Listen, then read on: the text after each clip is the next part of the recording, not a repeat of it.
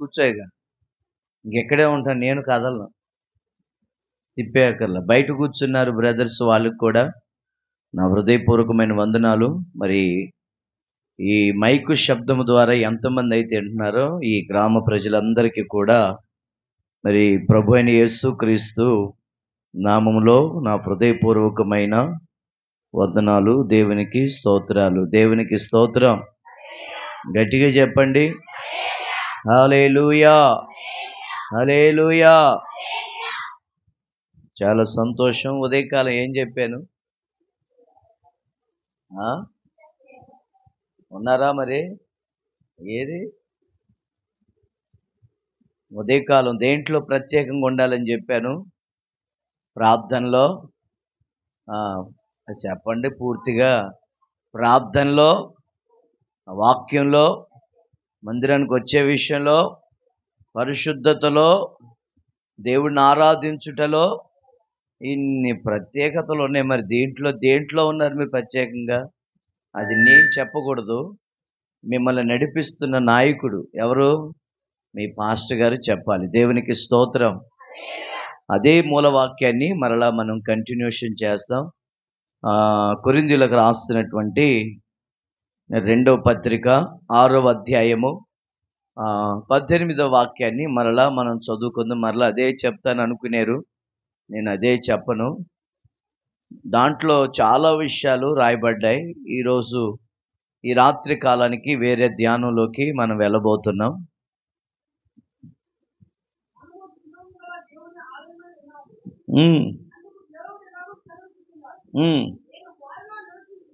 వారిలో నివసించి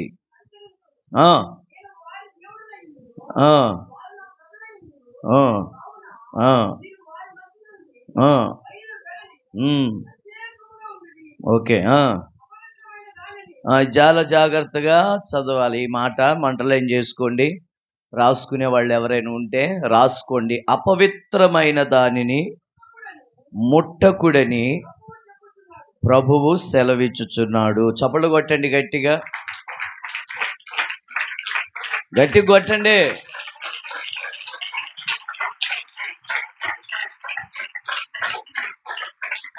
ఓకే, నేను ఇప్పుడు పాట పాడతాను.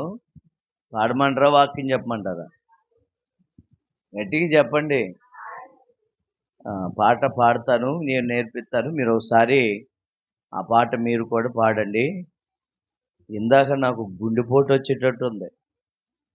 ఆ సౌండ్కి గుద్దుతుంది, గుండెల్లో పెట్టి గుద్దినట్టు ఉంది. వాయిస్ ఎక్కడో వినిపిస్తుంది, ఇన్స్ట్రుమెంట్ సౌండ్ ఎక్కడో ఉంది. నా వాయిస్ 60లో ఉంటే వీళ్ళది ఎంతలో ఉండాలి తెలుసా? 40లో ఉండాలి. మళ్ళీ అది అడ్జస్ట్ చేసుకోండి. మరలా చెప్పించుకోమాకండి. దేవునికి స్తోత్రం. ప్యాడ్కి లెగ్ పెడల్ 2 ఉన్నాయి. బేస్ తగ్గించే చచ్చిపోతారు ఇక్కడ. మరలా మీ పాస్టర్ గారు ఆయన అసలే సర్జరీ చేయించుకున్నారా? మరి ఆయన బతకాల. మళ్ళీ కుటుంబానికి, సంఘానికి చాలా ఉపయోగం. బేసు అవి మామూలు బాక్సులు కాదు, అవి గుండెపోటు చచ్చిపోతారు. దేవునికి స్తోత్రం. ఇక కొంతమందికి డీజేకి అలవాటు పడ్డారండి. గుద్దుతా ఉంటే వాడు ఉర్రొత్తులోకిపోతూ ఉంటాడు. డీజేలకు అలవాటు పడకూడదు. సౌండ్ సిస్టమ్ చాలా పర్ఫెక్ట్గా ఉండాలి. మా చర్చిలో ఎలాంటి 2 బాక్సులు ఉంటాయి. అయ్యే పెద్ద సభలాగా ఉంటాయి అక్కడ. దేవునికి స్తోత్రం. గట్టిగా హల్లెలూయా, హల్లెలూయా. నేను పాట పాడతాను, మీరు కూడా నాతో కలిసి మీరు పాట పాడాలి. నాతో చెప్పండి, ఆ సిలువ ప్రేమ. గట్టిగా చెప్పండి, నా యేసు ప్రేమ నే మరువనే మరువను. దేవునికి స్తోత్రం. దైవజనులు రాజుబాబు గారు తెలుసా మీకు? ఆయన మీకు తెలదలే. ఇప్పుడు వచ్చేవాళ్ళు అందరూ తెలుస్తారు మీకు, వాళ్ళు తెలవరు. ఆయన రాసిన పాట ఇది. ఈ కీర్తన మీకు క్రొత్తగా ఉంటుందేమో. ఇప్పుడిప్పుడే రేగుతా ఉంటాడు సైతాన్ గాడు. ఇప్పుడు దాకా బాగానే ఉంది ఆ పిల్ల. వాక్యము పాట అనేసరికి తీసుకెళ్ళండి అమ్మ బయటికి.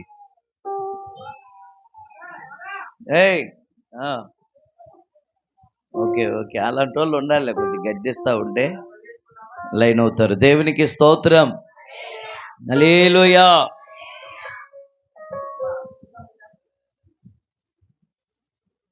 కలువరి శిలువ ప్రేమ, కారణమేలేని ప్రేమ, నిలువరమైన ప్రేమ, నేను మరువనే మరువను. నిలువరమైన ప్రేమ, నేను మరువనే మరువను. ఆ శిలువ ప్రేమ, నా యేసు ప్రేమ, పాడదాం. ఆ శిలువ ప్రేమ, నా యేసు ప్రేమ, నేను మరువనే మరువను. చప్పలు కొడుతూ పాడదాం. నేను మరువనే మరువను. ఆ శిలువ ప్రేమ, నా యేసు ప్రేమ, పాడదాం. ఆ శిలువ ప్రేమ, నా యేసు ప్రేమ, నేను మరువనే మరువను. పాడదాం. నేను మరువనే మరువను. కలువరి శిలువ ప్రేమ, కారణమేలేని ప్రేమ, కలువరి శిలువ ప్రేమ, కారణమేలేని ప్రేమ, నిలువరమైన ప్రేమ, నేను మరువనే మరువను. పాడదాం. నిలువరమైన ప్రేమ, నేను మరువనే మరువను. అప్పట్లో చచ్చు దెబ్బలు కొడుతున్నారు, గట్టి కొట్టు.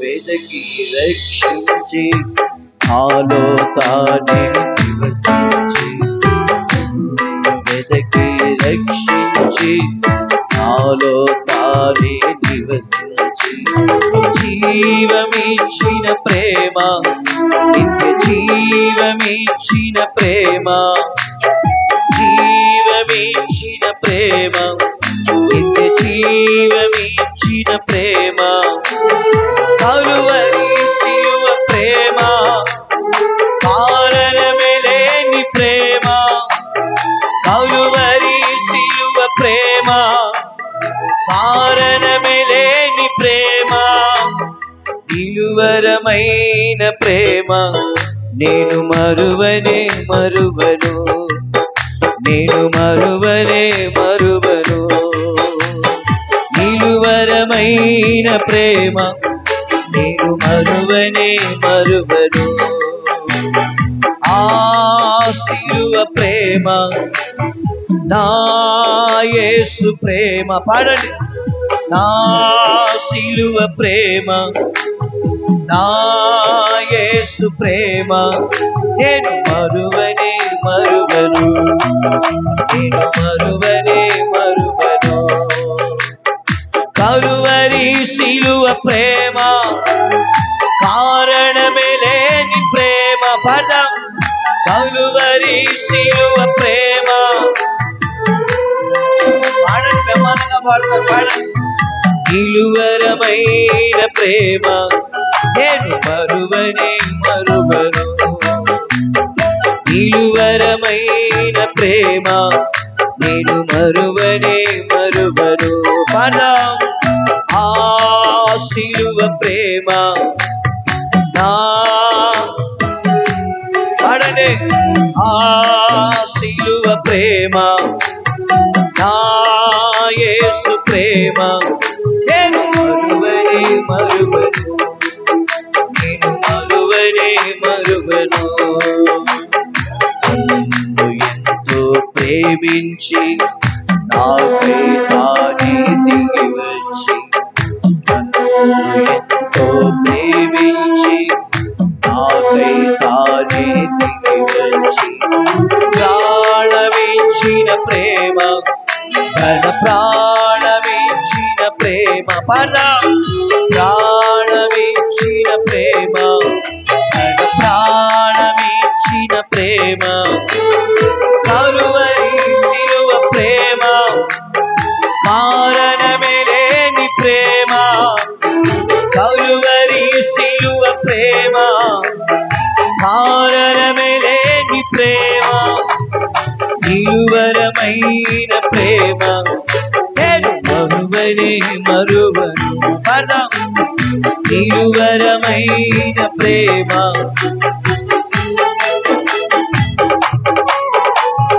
ఆ శిలువ ప్రేమ, నా యేసు ప్రేమ, ఆ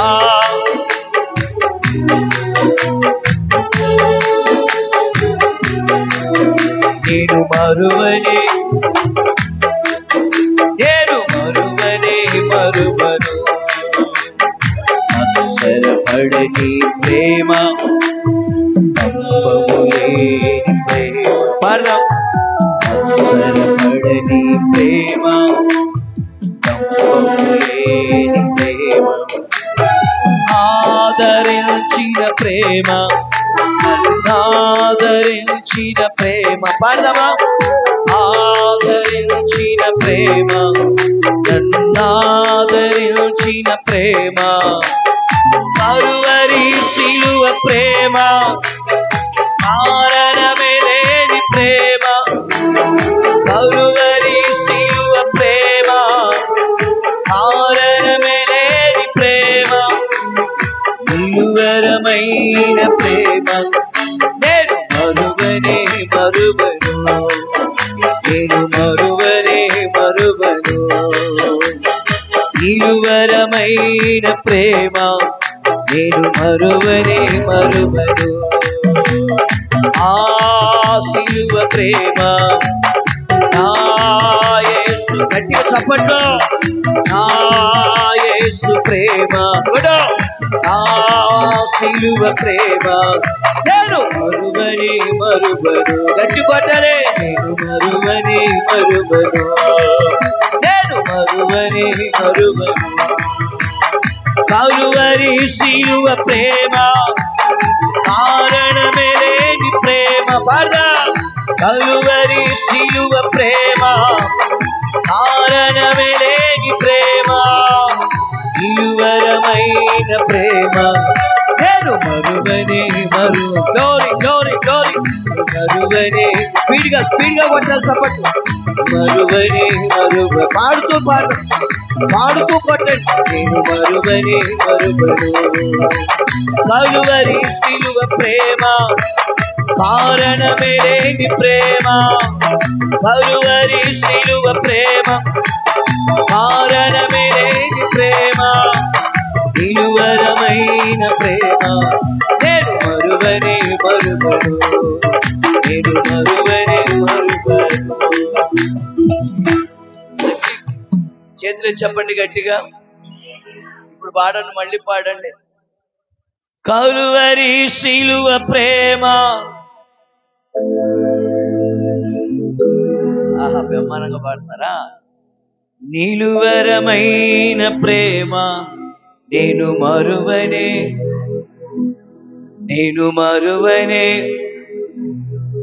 ఆ శిలువ ప్రేమ, నా యేసు ప్రేమ, పాడదాం. ఆ శిలువ ప్రేమ, నా యేసు ప్రేమ, నేను మరువనే మరువను. నేను మరువనే. చప్పుడు కొట్టండి గట్టిగా. వచ్చిందా పాట? ఏమవుతుంది మీకు? ఏది ఎక్కువ వినపడుతుంది? నా మాట ఎక్కువ వినపడుతుందా, వాళ్ళ సౌండ్ ఎక్కువ వినిపిస్తుందా చెప్పండి. ఎవరి మాట వినిపిస్తుందా, ఇన్స్ట్రుమెంట్ సౌండ్ ఎక్కువ వినిపిస్తుందా? మాట వినిపిస్తుందా? ఓన్లీ మంచి మార్కులు వేశారు. గట్టిగా చప్పట్లు కొట్టండి వాళ్ళకు కూడా ఒకసారి. దేవునికి స్తోత్రం. ఈ సభలకి కానీ కోటాలకి కానీ ఆకర్షణ ఏంటి చెప్పండి? గొనగమాకండి ఇశ్రాయేల్ ప్రజల్లాగా. చెప్పండి, ఏంటి ఆకర్షణ? ఏంటి? సంగీతమే. గట్టిగా చప్పట్లు కొట్టండి. దేవునికి స్తోత్రం. ఆ సంగీతం ఉంటే చచ్చిపోయినోడు కూడా లేచి వస్తాడు. ఎవరో మీరు చెప్పట్లా, చచ్చిపోయినోడు కూడా లేచి వస్తాడు. అంటే రేపో మాపో కాలు చాపేవాడు కూడా ఒక ఉద్యమం వస్తుంది ఎక్కడో ఒక చోట. అంత చక్కగా ప్లే చేస్తున్నారు. దేవునికి స్తోత్రం. రెండు కీబోర్డ్లు, ఒక ప్యాడ్. ఏంది చక్కగా ఆత్మీయంగా వాళ్ళు ఆ రకంగా వాయిస్తూ ఉంటే మీరు ఎలా ఉండాలో తెలుసా? పాట పాడుతున్నప్పుడు, వాళ్ళు కొడతా ఉన్నప్పుడు పరిశుద్ధాత్మతో నింపబడిపోవాలి. దేంతో చెప్పండి? దేంతో? వాళ్ళకలాగా పూనకం వచ్చి ఒకటం కాదు. పరిశుద్ధాత్మ అనేది మనల్ని సరిచేస్తుంది, ఒక క్రమంలోకి మనల్ని నడిపిస్తుంది. కనుక ఈ 3 దినాలు ముగించే లోపే పరిశుద్ధాత్మ చేత మీరు నింపబడుదురుగాక, అన్య భాషల చేత మీరు మాట్లాడుదురుగాక. భాషలు మాట్లాడేవాడంట తనకు తానే క్షేమాభివృద్ధి కలుగజేసుకుంటాడు. భాషలు మాట్లాడేవాడు దేవునితో మాట్లాడతారు. దేవునితో మాట్లాడే భాష ఏదైనా ఉంది అంటే మనది కానిదే అన్య భాష. దేవునికి స్తోత్రం. వారు యెరూషలేము మేడగదిలో వారు ఒక్క స్థలమంది వారు ఆయనను ఆరాధిస్తున్నారు. ఎలాగా? ఏక మనసుతో. ఏ మనసుతో? ఏక మనసుతో. ఇక వారి మనసుల్లోకి ఏ తలంపులు రాకుండా చక్కగా ఒకే మనసుతో ఫ్రీవిల్, ఏమంటే చక్కగా ఫ్రీవిల్గా చక్కగా మంచి మైండ్తో వాళ్ళు ఆరాధన చేస్తూ ఉన్నప్పుడు వీళ్ళ ఆరాధన మెచ్చిన దేవుడు ఆకాశం నుండి అగ్ని పంపించాడు. ఆమేన్ చెప్పరే? అగ్ని పంపించినప్పుడు వాళ్ళందరి మీదకి ఆ అగ్ని వచ్చి వ్రాలినప్పుడట వాళ్ళ హృదయాలు తెరవబడిపోయి వాళ్ళ నాలుకలు విభాగింపబడి వారు ఒక్కొక్కరు పరిశుద్ధాత్మ చేత నింపబడ్డారు. చప్పట్లు కొట్టండి గట్టిగా. దేంతో నింపబడ్డారు? పరిశుద్ధాత్మ. దేవుని వాక్యం చెప్తుంది, క్రీస్తు ఆత్మ లేనివాడైతే నా వాడు కాదు. ఈ ఉపవాస కూటాలు ఎందుకో తెలుసా? మిమ్మల్ని మీరు ఉజ్జీవపరచుకోవడానికి, మిమ్మల్ని మీరు మరలా రీఛార్జ్ చేసుకోవడానికి. సెల్ ఫోన్లో ఛార్జింగ్ అయిపోతే ఏం చేస్తాం చెప్పండి? మీరు కానీ నోట్లో నుంచి మాట రాకపోతే మీ మధ్యలోకి వస్తాను నేను. అది ఛార్జింగ్ అయిపోతే ఏం చేస్తాం? ఛార్జింగ్ పెడతాం. ఏమండి? అలాగే ఈ కోటాలు ఏ కోటాలు అంటే మనల్ని మనం రీఛార్జ్ చేసుకునే కోటాలు. ఎక్కడ డౌన్ అయిపోయారో, ఎక్కడ బ్యాటరీ పాడైపోయిందో ఇక్కడ రిపేర్ చేసుకోవాలి. దేవునికి స్తోత్రం. ప్రతి ఒక్కరు కూడా తెల్ల బట్టలు ఎలాగున్నాయో మీ హృదయాలు కూడా అలాగ ఉండాలి. అర్థమవుతుందా? ఈ 3 కోటాలు ముగించే లోపే మరలా నేను వినాలి, అయ్యా మా సంఘస్థులందరూ పరిశుద్ధాత్మతో నింపబడి భాషలు మాట్లాడుతున్నారు అనే సాక్ష్యం నేను వినాలి. అంటే చెప్పండి. ఏమండి? అడుక్కునేవాడికి 66 కూరలండి. నేను మిమ్మల్ని ఆమేన్ చెప్పండి అని అడుక్కోవాల్సి వస్తుంది, హల్లెలూయా చెప్పండి అని అడుక్కోవాల్సి వస్తుంది. అడగకుండా చేసేవాడు ఎవరు? మనోడు. దేవునికి స్తోత్రం. గట్టిగా నేను చెప్పేటప్పుడు ఆ బలమైన మాట మిమ్మల్ని తాగుతూ ఉన్నప్పుడు మీ నోట్లో నుంచి ఏమి రావాలి? ఆమేన్ అనో ఏదో ఒక ముఖాన్ని పడేయండి, మేము కాస్త రిలీఫ్ అవుతాం. దేవునికి స్తోత్రం. కనుక మీ ముఖాలు చాలా ప్రకాశమానంగా ఉన్నాయి. కనుక మేము పాటలు పాడుతూ ఆరాధన చేస్తూ ఉంటే మీరందరూ ఏం చేయాలో తెలుసా? పరిశుద్ధాత్మ చేత నింపబడాలి. మొన్న నేను కాకినాడ ఆర్యవాటం వెళ్తే 60 సంవత్సరాలు ఉంటాయి అనుకుంటా ముసలాయన పరిశుద్ధాత్మతో, అసలు ఆత్మ అంటే ఏంటో తెలియదంట ఆయనకి. అందరూ ఆరాధిస్తుంటే వాళ్ళు ఎగురుతున్నారు. దేనికి ఎగురుతున్నారో? చప్పట్లు కొట్టేస్తున్నారు, క్యారబేరా నరిచేస్తున్నారు. ఏంటో అనుకున్నానయ్యా. నువ్వు ఆరాధన చేసి నువ్వు భాషలు మాట్లాడుతూ ఉంటే ఆ బాక్స్ దగ్గర నువ్వు భాషలు మాట్లాడుతూ ఉన్నప్పుడు ఒక రకమైన శక్తి చాలా టచ్ చేసిందంటే అంతే. అతనికి ఒళ్ళంతా మండిపోయి ఆ శవ్వరు ఉన్నవాడు బలిపీఠం దగ్గరకు వచ్చేసాడండి. అప్పుడు అర్థమైంది పరిశుద్ధాత్మ వరం అంటే ఏంటో నేను చూశానయ్యా. ఆమేన్ చెప్పండి. పరిశుద్ధాత్మ వరం అనేది అది ఊరకనే వచ్చేది కాదు. నువ్వు దేవుని సన్నిధిలో కనిపెట్టి ప్రార్థన చేస్తే అభిషేకం అనేది దేవుడు అగ్నిగోళమై మీ మీద కుమ్మరిస్తాడు. యేసన్న గారు అన్నారు, సేవకు వచ్చావరా, బాగానే ఉంది, దేవుడు పిలుపు ఉంది, దర్శనం ఉంది, పరిశుద్ధాత్మను పొందుకున్నావా అని అడిగాడు. నాది ఎలవదన్నా నేను. పరిశుద్ధాత్మ లేకుండా నువ్వు సేవ చేస్తే ఆ సేవలో ఫలింపు ఉండదు, దేవుడు నిన్ను వాడుకోడు అని అంటే, రోషంతో 3 రోజులు ఉపవాసం ఉండి ప్రార్థన చేస్తేనండి, 3వ రోజు దైవజనులు యేసన్న గారి చెల్లి మేరక్క గారు, దైవజనులు యేసన్న గారు, వాళ్ళిద్దరు కలిసి ఆరాధన చేస్తూ ఉంటే పరిశుద్ధాత్మ చేత నేను నింపబడిపోయి, ఆ మందిరంలో స్తంభాలు ఉండేయండి, ఆ స్తంభాలు కంట్రోల్ చేసుకోలేక బలముగా అయిన అభిషేకం అలా నా మీదకి వస్తే భాషలు నన్ను తాకిన 30 మంది పరిశుద్ధాత్మ చేత నింపబడ్డారు. గట్టిగా హల్లెలూయ, గట్టిగా హల్లెలూయ. ఆ ఆత్మతో నింపబడిపోయి ఆ మందిరం నిండా స్తంభాలు ఉంటే తగిలితే ఇక్కడ తలకాయ పగిలిపోయిందండి. ఇక్కడ మచ్చ ఉంటుంది, మీకు కావాలంటే ప్రార్థన అయిపోయి చూడండి, ఇక్కడ మచ్చ ఉంటుంది. ఇది పగిలిపోయి రక్తం వస్తూ ఉంటే యేసన్న గారు చాలా ఖర్చు పెట్టినా కూడా ఆ రక్తం ఆగలేదండి. నన్ను పట్టుకున్న ఆయన కూడా పరిశుద్ధాత్మ చేత చిలకలు కూడా, డేవిడ్ రాజు గారు, వీళ్ళందరూ కూడా 2004లో జరిగిన సంగతి గొడవ. అప్పుడు అందరూ సాక్ష్యం చెప్తున్నారు, ఈ దైవజనుడు మా మధ్య సంచరిస్తూ ఉన్నప్పుడు ఆయన ఒళ్ళంతా కాలిపోయి మంటలో చేస్తూ ఉంటే నన్ను తాకిన వాళ్ళందరూ ఇంచుమించుగా 30 మంది పరిశుద్ధాత్మ పొందుకున్నారు.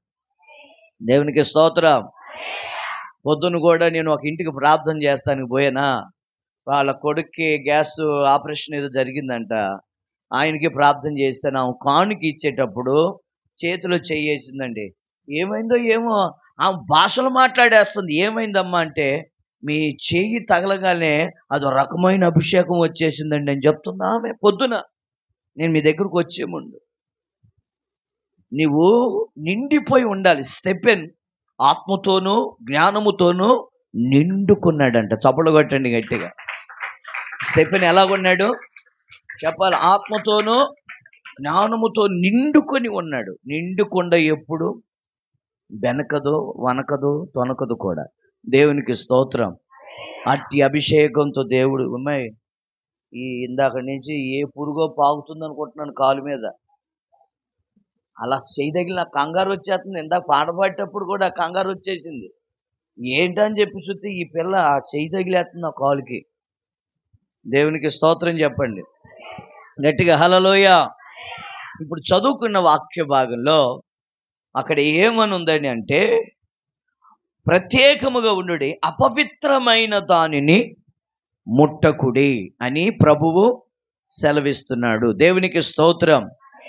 అపవిత్రమైన దానిని ఆయన ముట్టకుండా ఉండాలి అని అంటే, దేవుడు అక్కడ వాక్యంలో మనం చదివితే, నేను వారిలో నివసించి సంచరింతును, నేను వారి దేవుడనై ఉంటాను. దేవునికి స్తోత్రం.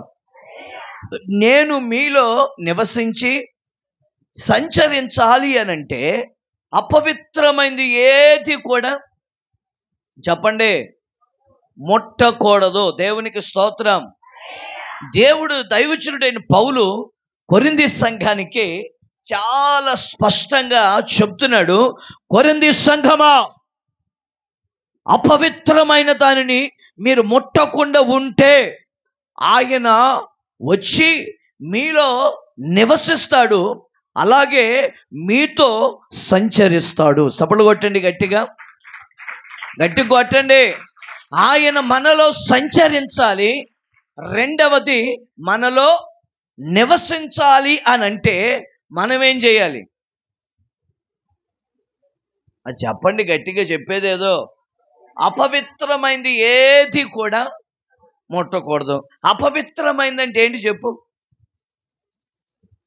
చెప్పండి. అపవిత్రమైందంటే ఏంటి? నీకెవరికైనా తెలుసా? ఏమ్మా, నేను ఎవరిని అడిగేస్తాను అంత తలకాయలు డింగని తిప్పుతున్నారు కిందకి. అపవిత్రమైందంటే ఏంటి అమ్మా చెప్పండి. అపవిత్రమైందంటే కూడా తెలుదా మీకు? అంత అమాయకులేటమ్మా బాబు మీరు. అపవిత్రమైంది ఏంటి అని అంటే, దేవునికి నీకు ఏది ఇష్టం లేదో దానిని నువ్వు ముట్టకూడదు. దేవునికి స్తోత్రం చెప్పాలి గట్టిగా. గట్టిగా హల్లెలూయా. బైబిల్లో ముగ్గురు వ్యక్తులు ఉన్నారండి. ఆ దేశమంతా ప్రచారం చేశాడు రాజుగారు. ఏమని? ఈ బొమ్మకు తప్ప ఏ దేవుడికి మీరు ప్రార్థన చేయకూడదు, ఏ దేవుడికి మీరు మొక్కకూడదు అని శాసనం జారీ చేశాడు. రాజు ఆ మాట అనౌన్స్మెంట్ చేయించిన తర్వాత ఇక ఎవ్వరు కూడా ఆ బొమ్మకి మొక్కుతున్నారు కానీ వాళ్ళ దేవుళ్ళకి ఎవ్వరు కూడా ప్రార్థన చేయట్లా. ఎవరైతే ఆ బొమ్మకు మొక్కరో, ఎవరైతే ఆ బొమ్మకు ప్రార్థన చేయరో, ఎవరైతే ఆ బొమ్మకు కొబ్బరికాయ కొట్టరో వాళ్ళని తీసుకెళ్ళి ఎక్కడ పడేయాలి? అగ్నిగుండంలో పడేయాలి. దేవునికి స్తోత్రం. అందరు ఊరంతా ఖాళీ అయిపోయి విగ్రహం దగ్గరకు వచ్చేసింది కానీ వాళ్ళల్లో ముగ్గురు వ్యక్తులు మాత్రం, ఎవరు వాళ్ళు?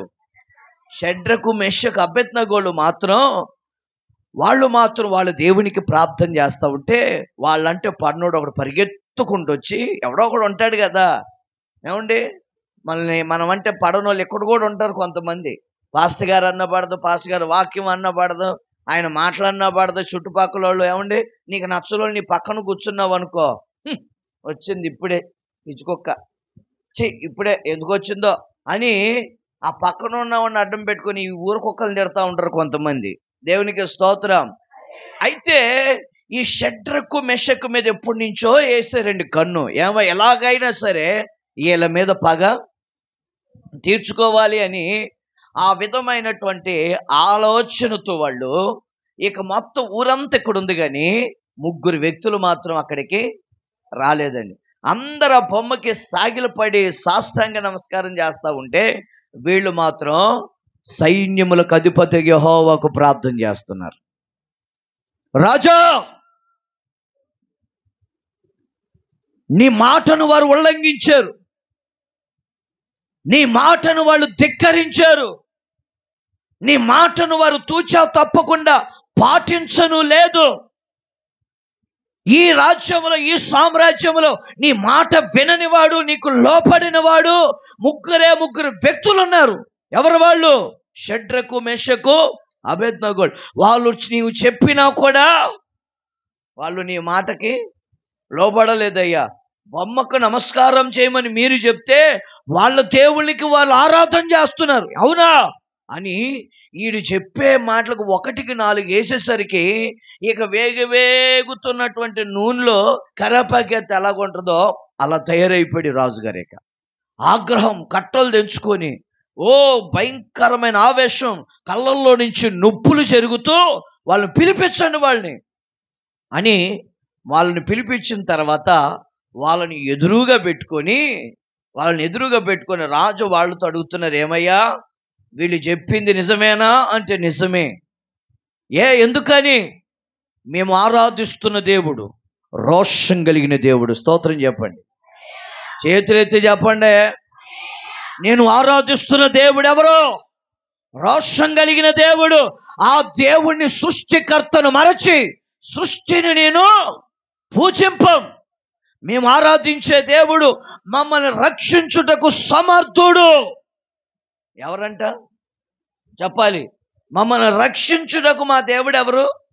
సమర్థుడు అని ఇంకా వాళ్ళ దేవుని గురించి వీళ్ళు పొగుడుతూ ఉంటే రాజుగారికి ఇక మెంటల్ ఎక్కిపోయి, ఎవరెక్కడ రాజా చిత్తగించుము, ఇప్పుడు అగ్నిగుండం ఉన్నదానికంటే ఎన్నంతలు 7 అంతలు అధికం చేయండి అని చెప్తే సరేనని చెప్పి రాజు మాట కాదనకుండా 7 అంతలుగా మంటను ఏం చేశారు చెప్పండి? అధికం చేశారు. ఇక వాళ్ళని తీసుకెళ్ళి, వీళ్ళ ముగ్గురిని తీసుకెళ్ళి ఆఖరిగా అడుగుతున్నాను, అబ్బాయిలో ఆ బొమ్మకు మొక్కుతారా, అగ్నిగుండంలోకి వెళతారా? బొమ్మకు మొక్కుతారా, అగ్నిగుండంలోకి వెళతారా అంటే వాళ్ళు అన్నారు, మేము చావనైనా చస్తాము కానీ ఆ బొమ్మకు మొక్కి మా దేవుని నామానికి మేము అవమానం తీసుకురాము. చప్పట్లు కొట్టండి గట్టిగా. ఏమంటున్నారు వాళ్ళు? చెప్పండి, ఏమంటున్నారు వాళ్ళు? మేము చావనైనా చస్తాము కానీ, అంటే వారి గురి ఏంటంటే మేము చస్తే మేము ఆ దేవుణ్ణి మా కళ్ళతో చూస్తాము, ఆ విమోచకుడిని మా కళ్ళతో చూస్తాం, మా సజీవుడిని మా కళ్ళతో మేము చూస్తాం ఏంటి అగ్నిగుండంలో అని ప్రాణాలకి తెగించారండి వాళ్ళు. ఈ రోజున అలాంటి క్రైస్తవులు మన మందిరాల్లో ఉన్నారా? ప్రార్థన కొరకు పోరాడే వాళ్ళు ఉన్నారా? వాక్యం కొరకు పరుగులు ఎత్తే వాళ్ళు ఉన్నారా? అలాంటి రోషము కలిగిన క్రైస్తవులు ఉన్నారా? ఎక్కడ మనకు కనబడరండి. కారణం ఏంటో తెలుసా? ఏమండి, ఆయన ఏదో ప్రార్థనలు ఎట్టాడంట, వెళ్ళకపోతే ఆయన ఎడతాడేమో అన్నట్లుగా కొంతమంది ఇక్కడికి వచ్చి కూర్చున్నారు. ఏమండి, ఆయన నోట్లో ఆయన కళ్ళలో పడేదానికంటే వీళ్ళు ఒక గంట కన్ను మూసుకొని వాళ్ళు చెప్పింది ఏదో వాక్యం విని శుభ్రంగా వచ్చేసి ముసుగుదాన్ని పడుకుంటే పోలా అన్నట్లుగా కొంతమంది వచ్చేసి ఇక్కడ కూర్చున్నారు. అలాంటి తెగింపుతో మీరు ఇక్కడ రాకూడదండి. నేను ఉపవాస కూటాలు అడుగు పెట్టాను కాబట్టి నా జీవితంలో ఏదో ఒకటి జరగాలి. ఆమేన్ చెప్పండి. ఏంటంటానికి బాగా చెప్తారు. ఏదో ఒకటి జరగాలంటే ఆశీర్వాదం వచ్చేయాలి, దీవెనలు వచ్చేయాలనేసరికి ఆమేన్ అని అక్కడి నుంచో వస్తుంది, మళ్ళీ మామూలుగా రాదు. మీలో ఒక తెగింపు ఏంటంటే ఈ కూటాలు ముగించే లోపే నా ఆత్మీయ జీవితంలో నేను ఒక అభివృద్ధిని చూడాలి. చెప్పండి గట్టిగా హల్లెలూయా. ఈ కూటాలు ముగించే లోపే నా ఆత్మదీపాన్ని వెలిగించుకోవాలి, ఒక రోషంతో రావాలి ఇక్కడికి. నేను ఇక్కడ రోషంతో వచ్చానండి. ఇక్కడ నేను ఈ కూటం ద్వారా, ఈ వాక్యం ద్వారా ఎవరో ఒకళ్ళను మార్పు చెందాలి అన్న ఒక రోషంతో నేను ఇక్కడికి వచ్చాను. ఆ రోషంతోనే ఈ రోజున వాక్యం ప్రకటిస్తున్నాను. కారణం ఏంటి? ఎవరు ఏమైనా చేసుకొని, ఎవరు ఏమైనా అనని, దేవుని వాక్యం ఆగకూడదు. నా కంఠంలో ఊపిరున్నంత వరకు పాట, దేవుని మాట ఆగకూడదు. దేవునికి స్తోత్రం. వీళ్ళు తెగించే వచ్చారు. చస్తే అక్కడ కన్ను తెరుస్తాం, ఇక్కడ కన్ను మూస్తే అక్కడ కన్ను తెరుస్తాం. క్రైస్తవుడికి ఒక నిరీక్షణ ఉండాలండి. క్రైస్తవుడికి దేవుని మందిరానికి వచ్చేటప్పుడు ఆచారాలు ఉండకూడదు. దేవుని మందిరంలోకి వచ్చేటప్పుడు కొంతమందికి ఆచారాలు ఉంటాయి. కొంతమంది దేవుని మందిరానికి వచ్చేటప్పుడు ఏమంటే క్రైస్తవులే, ప్రార్థనకి వెళ్ళే వాళ్ళే, వాక్యం చదివే వాళ్ళే, బైబిల్ చదివే వాళ్ళే, ఏమంటే నల్ల పిల్లలతో బయటికి వెళ్ళరు. భర్త చనిపోయిన అమ్మాయి బయటకు ఎదురుగొస్తే బయటికి వెళ్ళరు. ఏమంటే పంది ఎదురొచ్చినా వెళ్ళరు కొంతమంది. ఏంటి ఈ మూఢనమ్మకాలు? క్రైస్తవులకి, ఈ క్రైస్తవుల జీవితాలలో ఇలాంటి కుళ్ళిపోయిన మూఢనమ్మకాలు యేసు నామములో చచ్చిపోవును గాక. గట్టిగా హల్లెలూయా. పిల్లలు లేని అమ్మాయి ఎదురొచ్చిన చెయ్ దరిద్రం అని కొంతమంది. ఏమండి, భర్త చనిపోయిన విధవరాలు ఎదురుగా వచ్చినా అదో రకమైన ఇరిటేషన్గా ఫీల్ అవుతూ ఉంటారు. నా ప్రియమైన దేవుని పిల్లలారా, నీకు ఎవరు ఎదురొచ్చినా రాకపోయినా నీకు ముందుగా నా దేవుడు నడుస్తాడు. మీరు చెప్పరో నాకు తెలుసు, మీకు గొడవ మీరు ఇంతే. ఆమేన్. నేను ఇంకెంత దించుకుంటాను, మీరేమో సర్కాసులో పొట్టోడిని చూసినట్టు చూడండి నన్ను. దేవునికి స్తోత్రం చెప్పండి. గట్టిగా హల్లెలూయా. గట్టిగా చెప్పండి. ఏం చెప్పాను ఇప్పుడు నేను? క్రైస్తవులకి మూఢనమ్మకాలు. ఇప్పుడు వీళ్ళ ముగ్గురు దేంట్లోకి వెళ్ళేదానికి కూడా సిద్ధపడ్డారు. చెప్పాలి, అగ్నిగుండంలోకి వెళ్ళేదానికి కూడా వాళ్ళు ఏమంటున్నారు తెలుసా? మేము చావనైనా చేస్తాం కానీ ఆ బొమ్మకి మేము, చెప్పండి, ఆ బొమ్మకు మేము చావనైనా చేస్తాము కానీ బొమ్మకు మేము మొక్కమని చెప్పేసి అంటే ఇక రాజుకి మెంటలు ఎక్కిపోయి, ఒరే వాళ్ళతో నేను పడలేను కానీ నన్ను తీసుకెళ్ళి అగ్నిగుండంలో పడేయండి అని చెప్తే వాళ్ళు పాటలు పాడుకుంటా పోతున్నారు. ఏమని? దేవునికి స్తోత్రం, దేవునికి స్తోత్రము గానము చేయుటయే మంచిది, మనమందరము స్తుతి గానము చేయుటయే మంచిది అని పాడుకుంటా ఎక్కడికి వెళ్ళిపోయారు? అగ్నిగుండంలోకి వెళ్ళిపోతుంటే రాజుకి అర్థం కాల, ఊరే వీళ్ళు ఎక్కడికి వెళ్తున్నారు? ఏమైనా ట్రైన్ ఎక్కుతున్నారా? ఇదేమన్నా యెరూషలేము యాత్ర పోతున్నారా? లేకపోతే విజయవాడ ఏమైనా ఎక్కారా? లేకపోతే వందే భారత్ ట్రైన్ ఏమైనా ఎక్కారా? వీళ్ళు దేంట్లోకి వెళ్తున్నారు? ఆనందంగా వెళ్ళిపోతున్నారు. ఏంటంటే వీళ్ళ ముగ్గురులో ఉంది ఒకటే ఒక నిరీక్షణ. ఏంటో చెప్పనా నిరీక్షణ?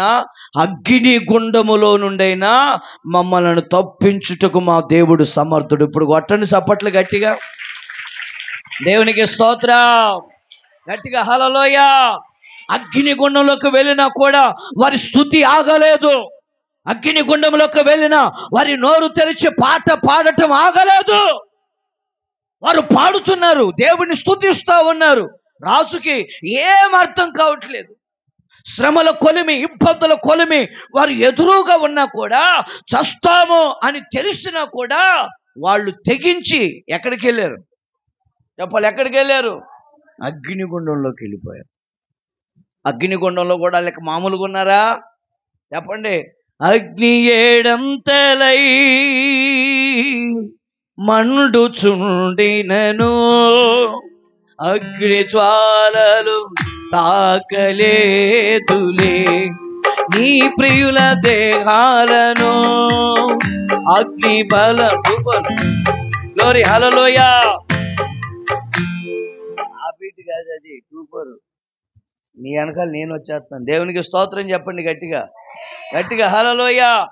అగ్నిగుండంలోకి వెళ్ళినా కూడా వాళ్ళు ఏం చేస్తున్నారు? వాళ్ళు ఏం చేస్తున్నారు నాకు ఎందుకు అన్నట్టు చూస్తున్నారు.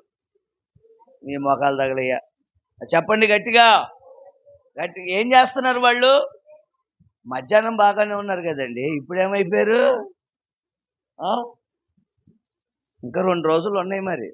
మరి వచ్చే వాళ్ళని వాళ్ళని ఇబ్బంది పెట్టకండి మీరు. దేవునికి స్తోత్రం. అగ్నిగుండంలోకి వెళ్ళి ఏం చేశారు? దేవుణ్ణి స్తుతిస్తూ ఉంటే రాజుగారు వచ్చి చూశాడండి.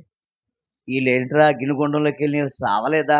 అయ్య బాబోయ్ మమ్మల్ని కాపాడండి, మమ్మల్ని కాపాడండి అరుపులు వినపడ్డం మానేసి వీళ్ళు దేవుణ్ణి స్తుతిస్తూ ఉంటే వీళ్ళ స్తుతుల మీద ఆసీనుడైన దేవుడు దిగొచ్చాడండి. దేవునికి స్తోత్రం. దిగొచ్చి వాళ్ళతోనంట సంచరిస్తున్నాడంట. చప్పట్లు కొట్టను గట్టిగా. అగ్నిగుండంలో వాళ్ళతో ఏం చేస్తున్నాడు ఆయన? వాళ్ళ ముగ్గురితో వీళ్ళు కూడా సంచరించి వాళ్ళు ఏయో మాట్లాడుకుంటా ఉన్నారు. ఈలోగా రాజుగారు కళ్ళు నలుపుకొని వచ్చి అగ్నిగుండంకి వెళ్ళి చూస్తే రాజుకి ఏమన్నా కంటే ఏమన్నా కళ్ళు తేడా ఏమో అని చెప్పి కళ్ళు దుడుచుకున్నాడు, కళ్ళజోడెట్టాడు. ఎంతమంది కనిపిస్తున్నారు? 4. వేసింది ఎంతమందిని? అయ్యి బాగా చెప్తున్నారా? వేసింది ఎంతమందిని? రాజుగారికి ఎంతమంది కనిపిస్తున్నారు? సరే ఈయన కళ్ళు ఏమన్నా తేడానని చెప్పి మీ పాస్టర్ గారిని పిలిచి, అయ్యా పేతురు గారు, మనం అగ్నిగుండంలో ఎంతమందిని వేసామయ్యా? 3 అయ్యగారు. మరి నీకు ఎంతమంది కనిపిస్తారు? నాకు కూడా 4 కనిపిస్తున్నారండి. దేవునికి స్తోత్రం. గట్టిగా హల్లెలూయా. ఎంతమంది కనిపిస్తున్నారు? ఆ 4వ వాడు 2 కనిపిస్తున్నారు. అలాగా ఆయన అనుమానం తీర్చుకోవడం మొత్తాన్ని చూపిస్తే మనం వేసింది 3 కానీ ఆ 4 కనిపిస్తున్నారు. 4వ వాని రూపం ఎలాంటి రూపం చెప్పండి? ఎలాంటి రూపం? దేవదూతల రూపం కనిపిస్తుంది. దేవునికి స్తోత్రం చెప్పండి.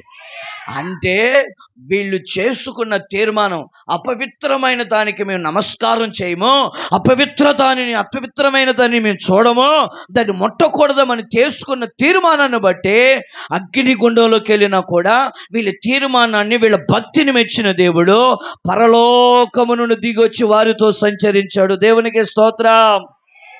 గట్టిగా హల్లెలూయా. బబులోను దేశమందున రాదా మీకు ఆ పాట? బబులోను దేశమందున ఆ 3 భక్తులు బొమ్మకు మొగ్గనందున, బబులోను దేశమందున ఆ 3 భక్తులు బొమ్మకు మొగ్గనందున, పట్టి బంధించే రాజు అగ్నిలో పడవేయ, పట్టి బంధించే రాజు అగ్నిలో పడవేయ. 4వ వాడు కనబడలేదా?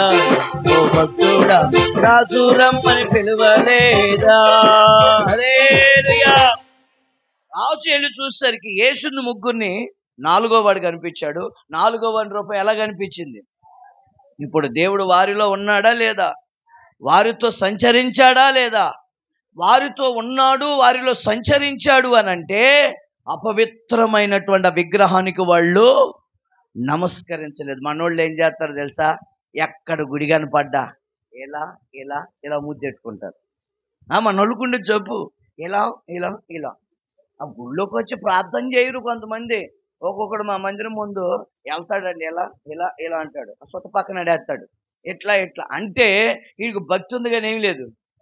భయం లేని కోడి ఎక్కడెట్టిందంట? అది. దేవునికి స్తోత్రం. క్రైస్తవుడికి భయము భక్తి రెండు ఉండాలి. దేవునికి స్తోత్రం చెప్పండి గట్టిగా. గట్టిగా హల్లెలూయా. అపవిత్రమైన దానికి వాళ్ళు నమస్కరించలేదు, అపవిత్రమైన దాని మీద వాళ్ళు మనస్సు పెట్టలేదు గనుకనే వాళ్ళు రాజు మాటను ధిక్కరించిన వాళ్ళు ఏమన్నారో తెలుసా? ఏమన్నా అగ్నిలో నుంచి వారిని బయటికి తీసిన తర్వాత కాలిన వాసన కూడా రాలేదంటండి. కారణం ఏంటి అని అంటే, రాజు ఆ రోజు తెలుసుకున్నాడండి, షడ్రకు మెషకు అబేద్నెగోలు ఆరాధించే దేవుడు గొప్ప దేవుడు. హల్లెలూయా. ఈరోజు నీ విశ్వాసాన్ని బట్టి, నీ భక్తిని బట్టి ఏం చేయాలో తెలుసా? దేవుని నామం గణపరచబడాలి. దేవునికి స్తోత్రం. అపవిత్రమైనది దేనిని కూడా నువ్వు ముట్టకూడదని పౌలు గారు అంత కళాఖండిగా చెప్తున్నాడు. అలా ముడితే ఆయన మీతో ఉండడో. దేవుని వాక్యం ఏమని చెప్తుందో తెలుసా? 2-3 నా నామములో ప్రార్థన చేస్తారో వారి మధ్యలో ఆయన ఉంటాడు. దేవునికి స్తోత్రం.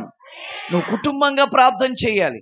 కుటుంబంగా నువ్వు ఎప్పుడైతే ప్రార్థన చేస్తావో, ప్రార్థన చేసే వారి మధ్యలో ఏమంటే షడ్రకు మెషకు అబేద్నెగోలతో సంచరించిన దేవుడు నీతో కూడా సంచరిస్తాడు. దేవునికి స్తోత్రం. హల్లెలూయా. దేనిని ముట్టకూడదో ఓ 2-3 మాటలు చెప్పి ముగిస్తాను. ఒక అరగంటలో నా ప్రసంగాన్ని నేను ముగిస్తాను. చదువుకుందాం. నిర్గమాకాండము 19వ అధ్యాయము 12వ వాక్యం. త్వరగా చదువుకుందాం.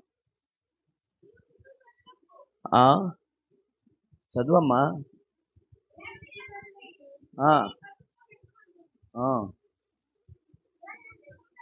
దాని అంచును ముట్టవద్దు.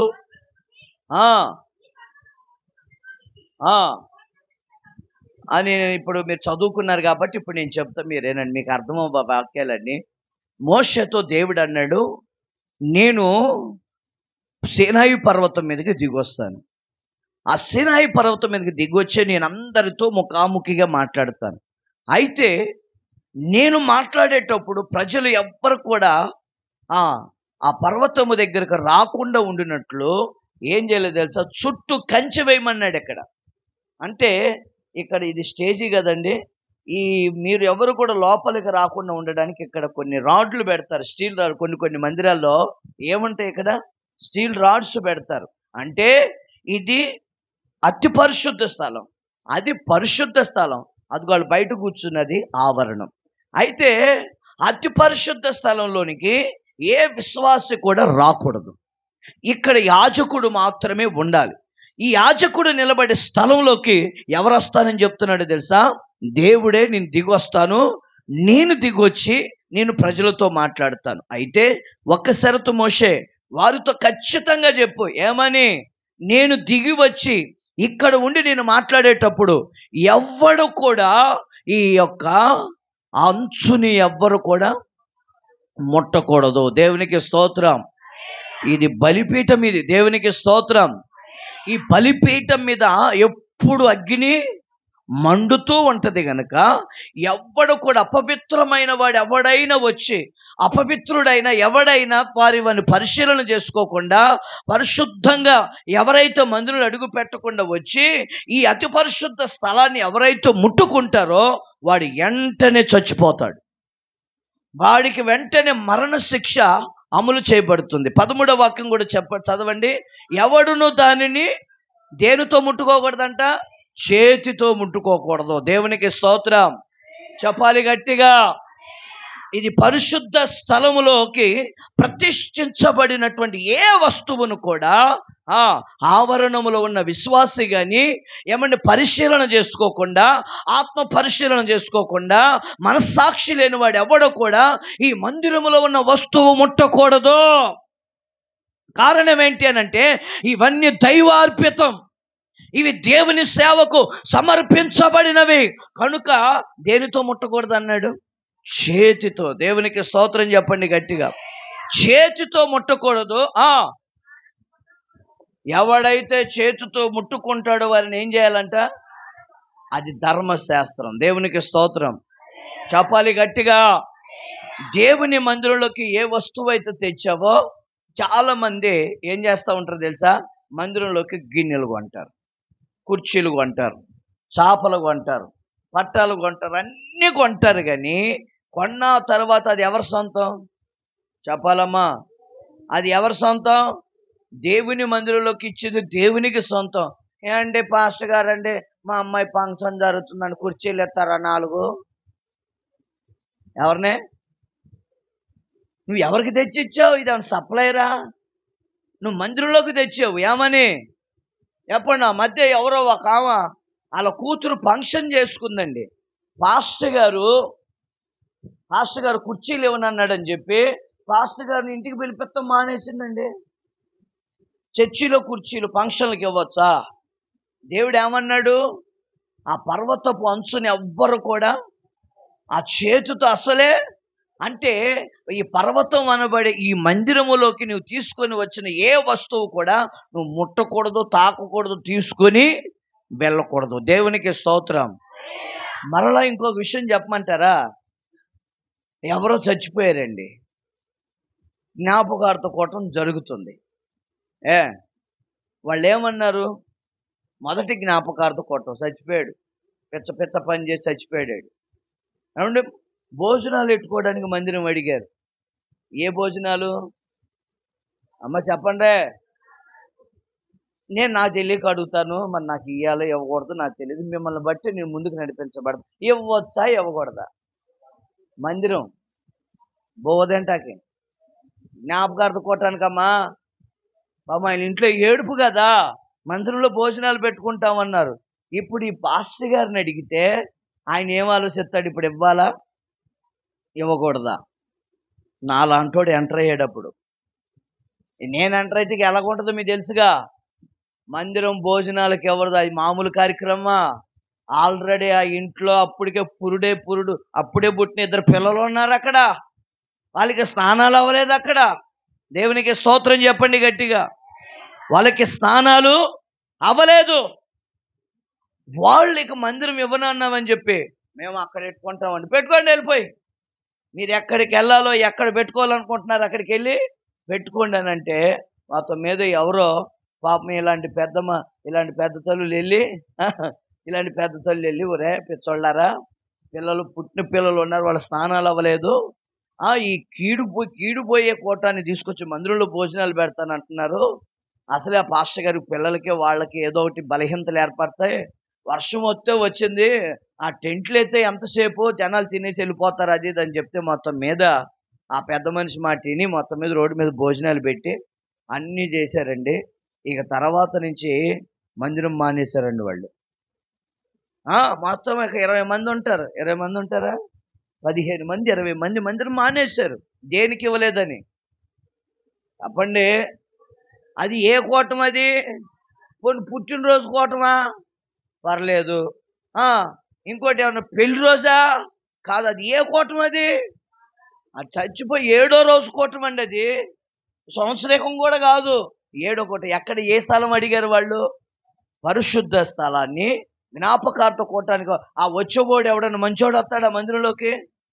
ఏమన్నా వచ్చేవాడు ఎవడన్నా మంచిగా వస్తాడా?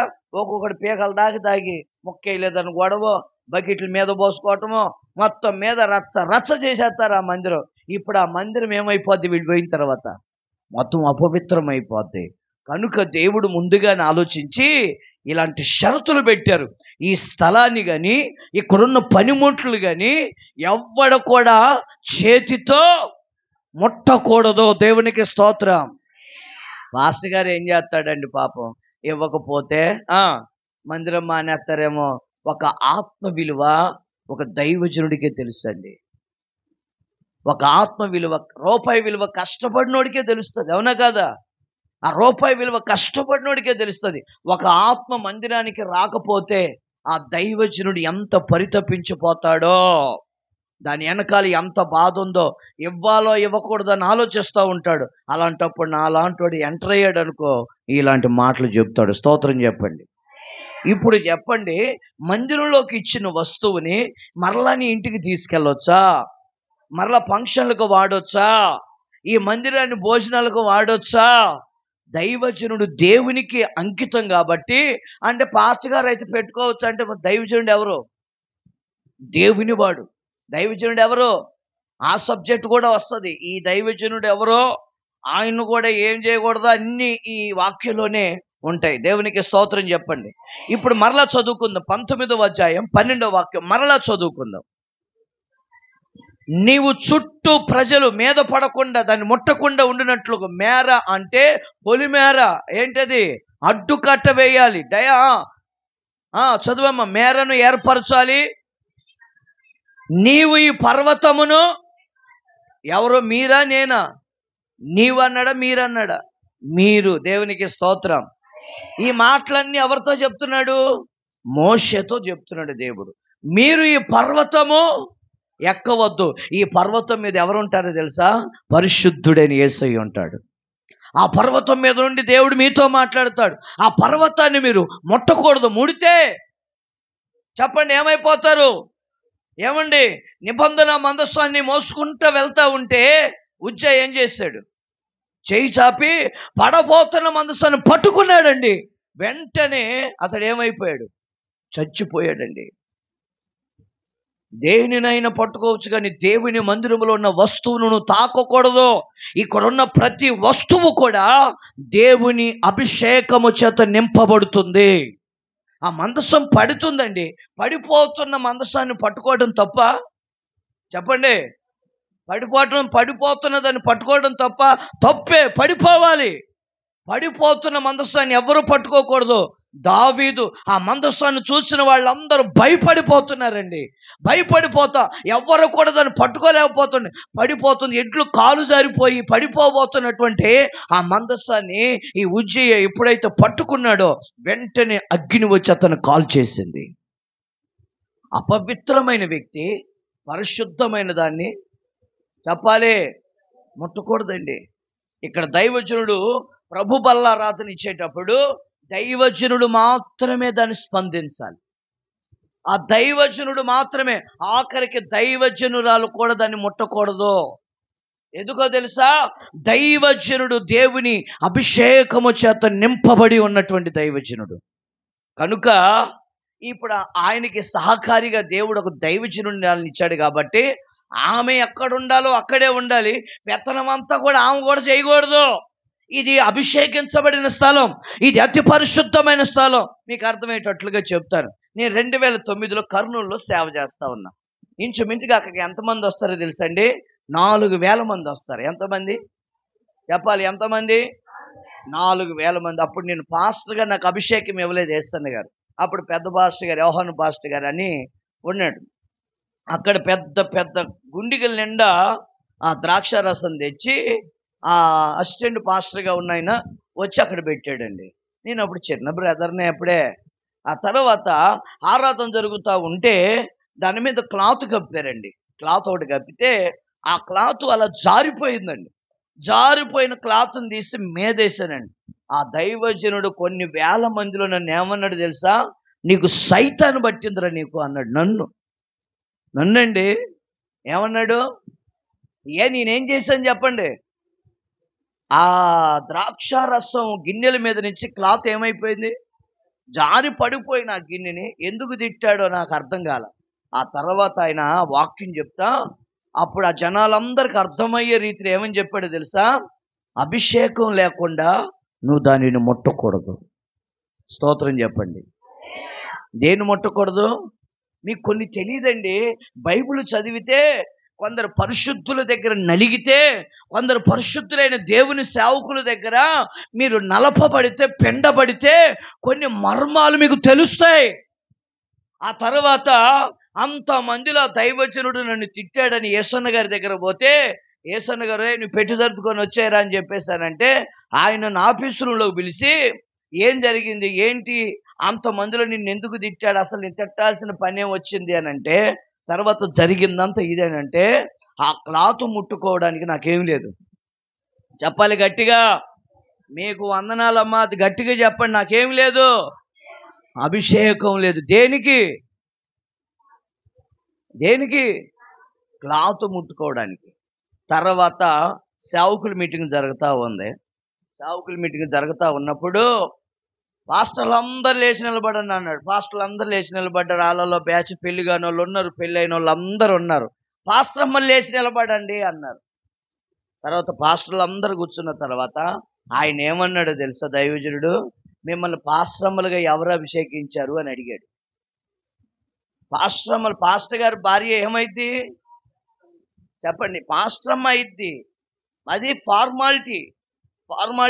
ఫార్మాలిటీగా ఆ మాట పదవి వెళ్ళిపోతుంది. ఆ దైవజనుడు ఏమన్నాడో తెలుసా? మిమ్మల్ని పాస్టరమ్మలుగా ఎవరు అభిషేకించారమ్మా?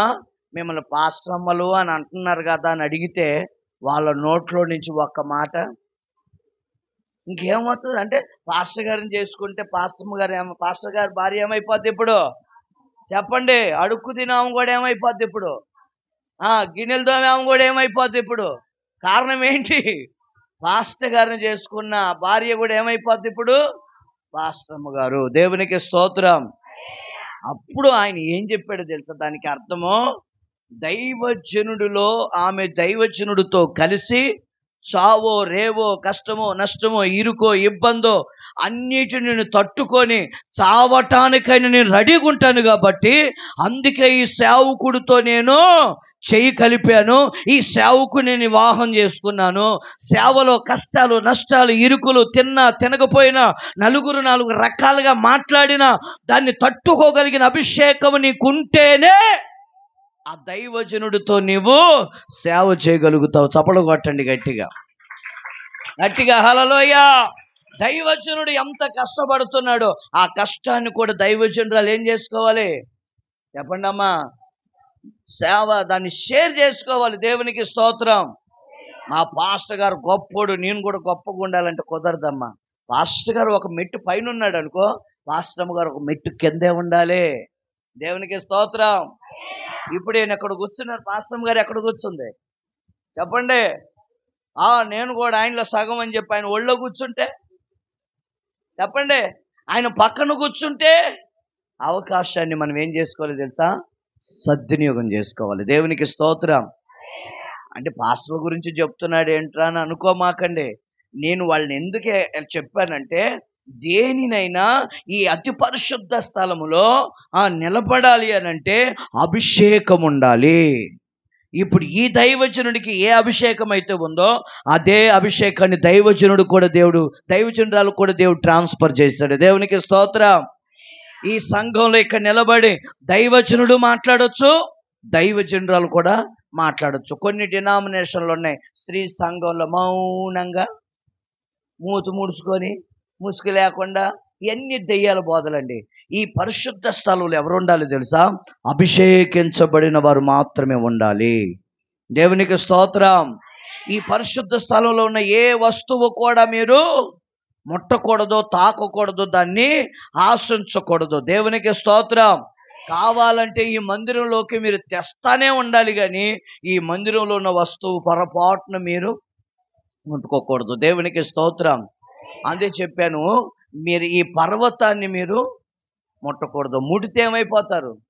చచ్చిపోతారు. రెండో మాట చెప్పి నేను ప్రార్థన చేస్తాను. సంఖ్యాకాండం 19వ అధ్యాయం 26వ వాక్యం త్వరగా చదవాలి.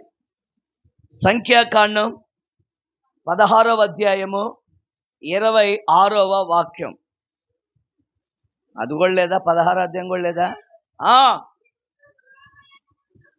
ఈ దుష్టుల గుడారం యొద్ద నుండి తొలగిపోండి, మీరు వారి పాపములన్నిటిలో పాలివారై నశింపక ఉండినట్లు ముట్టకూడదు. దేవునికి స్తోత్రం. రెండవది ఏంటంటే, పరిశుద్ధ స్థలానికి ఏర్పరచబడినటువంటి ఏది కూడా నువ్వు ముట్టకూడదు. ముడితే ఏమైపోతావు? చచ్చిపోతావు. రెండవది పాపాన్ని ముట్టకూడదు. ఏంటి చెప్పండి? రెండవది పాపాన్ని ముట్టకూడదు. దేవుడు అన్నాడు మోషేతో పోయి, అక్కడ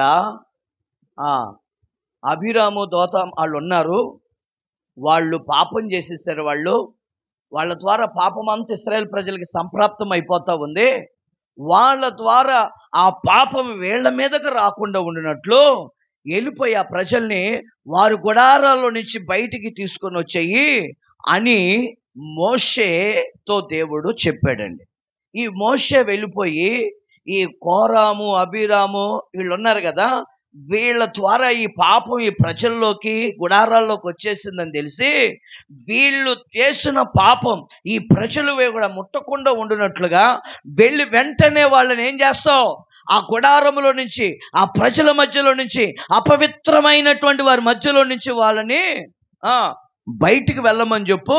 వారి పాపము చేశారు వాళ్ళు, వారి పాపముల వారు పాలువారై ఉండకుండానట్లు ఆ పాపులను ముట్టొద్దని చెప్పు. అది ముడితో వాళ్ళు కూడా ఏమైపోతారు చెప్పారు, ఏమైపోతారు, వాళ్ళు కూడా పాపాత్ములు అయిపోతారు. కనుక వారు చేసిన పాపముల్ని వారు ముట్టకుండా ఉండినట్లుగా వారిని గుడారములలో నుండి బయటకు పంపించే. దేవునికి స్తోత్రం చెప్పండి గట్టిగా, హల్లెలూయా. దేవుడు ఏదైతే చేయొద్దని చెప్పాడో అది చేశారండి వాళ్ళు. దేవుడు దేన్నైతే తాకొద్దని చెప్పాడు అది తాకారండి వాళ్ళు. అందుకని వాళ్ళ ద్వారా ఆ పాలెమంతా ఏమైపోయిందో తెలుసా, అపవిత్రపరచబడిపోయింది. దేవునికి స్తోత్రం గట్టిగా, హల్లెలూయా. మీకు అర్థమయ్యేటట్లుగా చెప్తాను. యెహోషువ గ్రంథం 7వ అధ్యాయంలో మనం చదివితే సీనారు వస్త్రాన్ని దొంగిలించాడంటే ఎవరు, ఆకాను. ఆకాను ఒక్కడిని బట్టి, అతడు చేసిన దొంగతనాన్ని బట్టి, అతడు ఆశించినటువంటి ఆ దొంగతనాన్ని బట్టి, అతడు దొంగిలించిన సీనారు వస్త్రాన్ని బట్టి దేవుని కోపం ఆ ప్రజల మీదకి రగులుకుంటే, దేవుడు ఎంతటికి వాళ్ళని ఆశీర్వదించకపోతుంటే మీలో కొంత శపించబడిన దాన్ని గుడారంలో దాచారు. అందుకని నేను వాళ్ళని ఆశీర్వదించలేకపోతున్నాను, వాళ్ళ మీదకి శాపం అధికంగా దిగిరాబోతుందని దేవుడు చెప్తే, అప్పుడు మోషే యెహోషువ పరిగెత్తుకుంటూ వెళ్ళి, మీలో ఎవరో శపించబడిన దాన్ని దొంగతనం చేసి దాచారు, అది ఎవరో చెప్పండి అని అంటే ఆకాను దాక్కున్నాడండి. దేవునికి స్తోత్రం చెప్పండి. ఆకాను చేసినటువంటి ఒక చిన్న దొంగతనం. ఏం దొంగతనం చేశాడు చెప్పండి, ఏంది, వస్త్రం దొంగతనం చేశాడండి. ఏమండి, ఇది కచ్చిపు దొంగతనం చేయడం పాపమేనా చెప్పండి? దొంగతనం చేయడం పాపమేనా? దొంగతనం నరహత్య కంటే పాపం, దొంగతనం వ్యభిచారం కంటే పాపం. ఈ దొంగతనం చిన్నతనంలోనే ప్రారంభించావనుకో, ఇక నువ్వు జీవిత కాలం దొంగ అనే పేరు. ఈ దొంగతనం అనేది చాలా ప్రమాదకరమైందండి. అయితే ఈ దొంగతనం తండ్రితో ప్రారంభించబడి కుమార్తెలతో ముగించబడిద్దేమోనని, ఇక వారి తరతరాలు ఈ దొంగతనం సంప్రాప్తం అవుతుందేమోనని తెలుసుకొని దేవుడు ఏం చేశాడో తెలుసా, వాళ్ళతో ఉన్నటువంటి తన భార్యని, తన పిల్లల్ని ఆకోరు లోయలోకి తీసుకొని వెళ్ళి వాళ్ళను రాళ్లతో కొట్టి చంపేశారు. శపించబడిన దాన్ని తీసుకొచ్చి వాడు గుడారంలో దాచుకున్నారండి. వాళ్ళని బట్టి, ఒక్కరిని బట్టి ఆ ప్రాంతమంతా దేవుని ఆశీర్వాదాలు లేకుండా అయిపోయింది. ఒక్కరిని బట్టి ఆ సంఘంలో ఉన్న వాళ్ళందరూ ఏమైపోయారో తెలుసా, ఆశీర్వాదం పొందుకోలేని పరిస్థితుల్లో ఉన్నారు. ఈ రోజున సంఘము అభివృద్ధి పొందకపోవడానికి, సంఘము దీవించబడకపోవడానికి ఎవరో ఒకరు, ఏమండి, ఆకాను లాంటి వాళ్ళు, కోరాహు లాంటి వాళ్ళు, అభిరాము లాంటి వాళ్ళు నేటి సంఘాలలో ఉన్నారు. కనుకనే వారిని బట్టి ఆశీర్వాదం ఆగిపోతుంది, వారిని బట్టి సంఘాలు పాడైపోతున్నాయి, వారిని బట్టి సంఘాలు అభివృద్ధి చెందట్లేదు. దైవజనుడు బాధపడిపోతున్నాడు. ఏంటి ప్రభువా, ఇన్ని సంవత్సరాల నుంచి నేను పరిచర్య కొనసాగిస్తున్నాను, ఏంటి అనంటే, అదిగో ఆకాను శపించబడిన దాన్ని తీసి గుడారంలో దాచిపెట్టాడు. దేవునికి స్తోత్రం. అది ఎంత తెలివిగా దాచాడో తెలుసా, ఆ గుడారంలోకి వెళ్ళి గుణపం తీసుకొని తవ్వి లోపల, భూమి లోపల దాచాడండి. ఏమండి, పాస్టర్ గారు కళ్ళు మూయొచ్చు, నా కళ్ళు మూయొచ్చు, కానీ దేవుడి కళ్ళు చెప్పండి. పాస్టర్ గారికి తెలియకుండా ఎంతమంది వడ్డీ వ్యాపారాలు చేస్తున్నారో, పాస్టర్ గారికి తెలియకుండా ఎంతమంది అక్రమంగా బ్రతుకుతున్నారో, ఒకవేళ మిమ్మల్ని నడిపించే ఈ పాస్టర్ గారికి తెలియకపోయినా చూస్తున్న దేవుడు ఒక ఆయన ఉన్నాడు. దేవునికి స్తోత్రం. నువ్వు చేసే ప్రతిదీ ఆయన చూస్తాడండి. నేను చేసేది ఎవ్వరికి తెలియదులే నువ్వు అనుకుంటున్నావేమో, దేవుడు చూస్తాడండి. దేవుడు చూసిన దేవుడు మౌనంగా ఉంటాడా? 39వ కీర్తనలో ఒక మాట రాయబడి ఉంది, ఆయన కోపం నిమిషం మాత్రమే ఉంటుంది, ఆయన దయ ఆయుష్కాలం ఉంటుంది. దేనికైనా సహనం ఉండొచ్చు, కానీ దేవుని కోపాన్ని మాత్రం సహించరా, మాడి మసి అయిపోతారు. దేవునికి స్తోత్రం. దేవుని మందిరంలోకి వచ్చిన తర్వాత నీ ఆలోచన మారాలి. దేవునికి స్తోత్రం. చెప్పండి, నీ తలంపులు మారాలి. చెడ్డవాడిని మార్చొచ్చు కానీ చెడ్డ ఆలోచనలు కలిగినోడిని మనం, చెప్పండి, చెడ్డవాడిని మనం, చెడు అలవాట్లు ఉన్నవాడిని మార్చొచ్చు కానీ చెడ్డ తలంపులు ఉన్నవాడిని మనము మార్చడం. దేవుడు కూడా మార్చలేదు. అలాంటి వాడు ఈ ఆకాను. దేవునికి స్తోత్రం. చూసిందల్లా ఆశించేవాడండి. దేవునికి స్తోత్రం. ఒక ఆమె ఉందండి, చూసిందల్లా అయ్యి బాబాయ్ కాదు కొనకపోతే బెడకి ఉరే. ఒకసారి ఏసన్న గారట గుజరాత్లో ప్రార్థన చేద్దామని ఇలాగ వాక్యం చెప్తే, అయ్యా మా ఇంటికి వచ్చి కొద్ది ప్రార్థన చేయండి, మాకు మనశ్శాంతి ఉండట్లేదు, నిద్ర పట్టట్లేదు, అదో రకమైన కలవరం, అదో రకమైన ఇరిటేషన్ వచ్చేస్తుంది, చాలా భయంకరమైన పరిస్థితుల్లో ఉన్నాం బాబు, ఒకసారి మా ఇంటికి వచ్చి ప్రార్థన చేయండి అని ఆ ఇంట్లో వాళ్ళందరూ కూడా ఆ దైవజనుని అడిగితే, ఏసన్న గారిని అడిగితే, సరేలేమ్మా ఎంతమంది అయితే ఏంలే ప్రార్థన చేస్తానికి నేను వస్తానని చెప్పి, ఇల్లు ఎక్కడంటే ఎక్కడేనని చెప్తే సరేనని చెప్పి ఏసన్న గారు ఆ ఇంటికి ప్రార్థన చేయటానికి వెళ్ళి ప్రార్థన చేయటమని కళ్ళు మూసి ప్రార్థన మొదలు పెట్టాడండి. ప్రార్థన మొదలు పెడతా ఉంటే ఆ ఇంట్లోకి వెళ్ళి ప్రార్థన చేయటం మొదలు పెట్టిన వెంటనే ఆయనకి చపాతీలు వేసే కర్ర కనిపిస్తుందంట. చపాతీలు వేసే కర్ర తెలుసా, చేసే కర్ర, అది కనిపిస్తుందంట. ఇలా అలాంటి వాళ్ళు కాదు, మంచోళ్ళు వీళ్ళు, భక్తి కలిగిన వాళ్ళని మరలా కళ్ళు మూస్తే మరలా ఏం కనిపిస్తుందంట, చపాతీల కర్ర కనిపిస్తుందంట.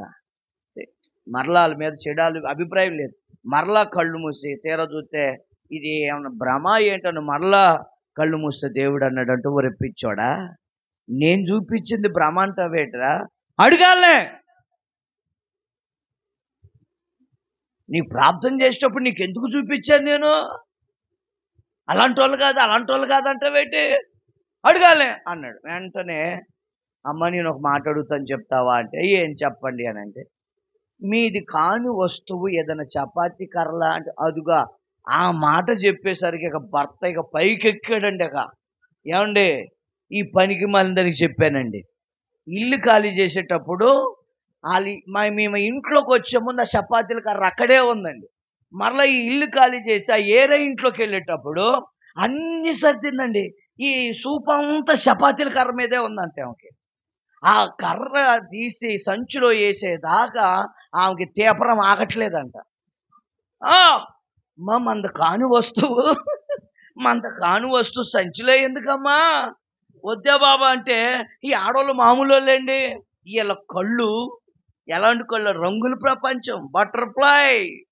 ఇక ఏది చూసినా అండి బండి మీద వెళ్తా ఉంటారా, ఈ చీరలో ఆడు చూడే వ్యాపారస్తుడు, ఆడు మామూలుడా, చీర ఎరదీసి కుచ్చిళ్ళెట్టి అర్థాలకు అతికెత్తాడండి. అండి చీర భలే ఉందండి సాగర్లో, అయ్యి బాబా కొంటే ఏ సరే కొనాలండి అని చెప్పి ఇక వాడు బండి స్టార్ట్ చేసి వెళ్ళే దగ్గర నుంచి దిగేదాకా ఇక ఈ అమ్మాయికి ఇక రాత్రి పగలు ఇక అన్నం పెట్టటేగా, ఇక కాళ్ళు నొక్కదు అండి చీర.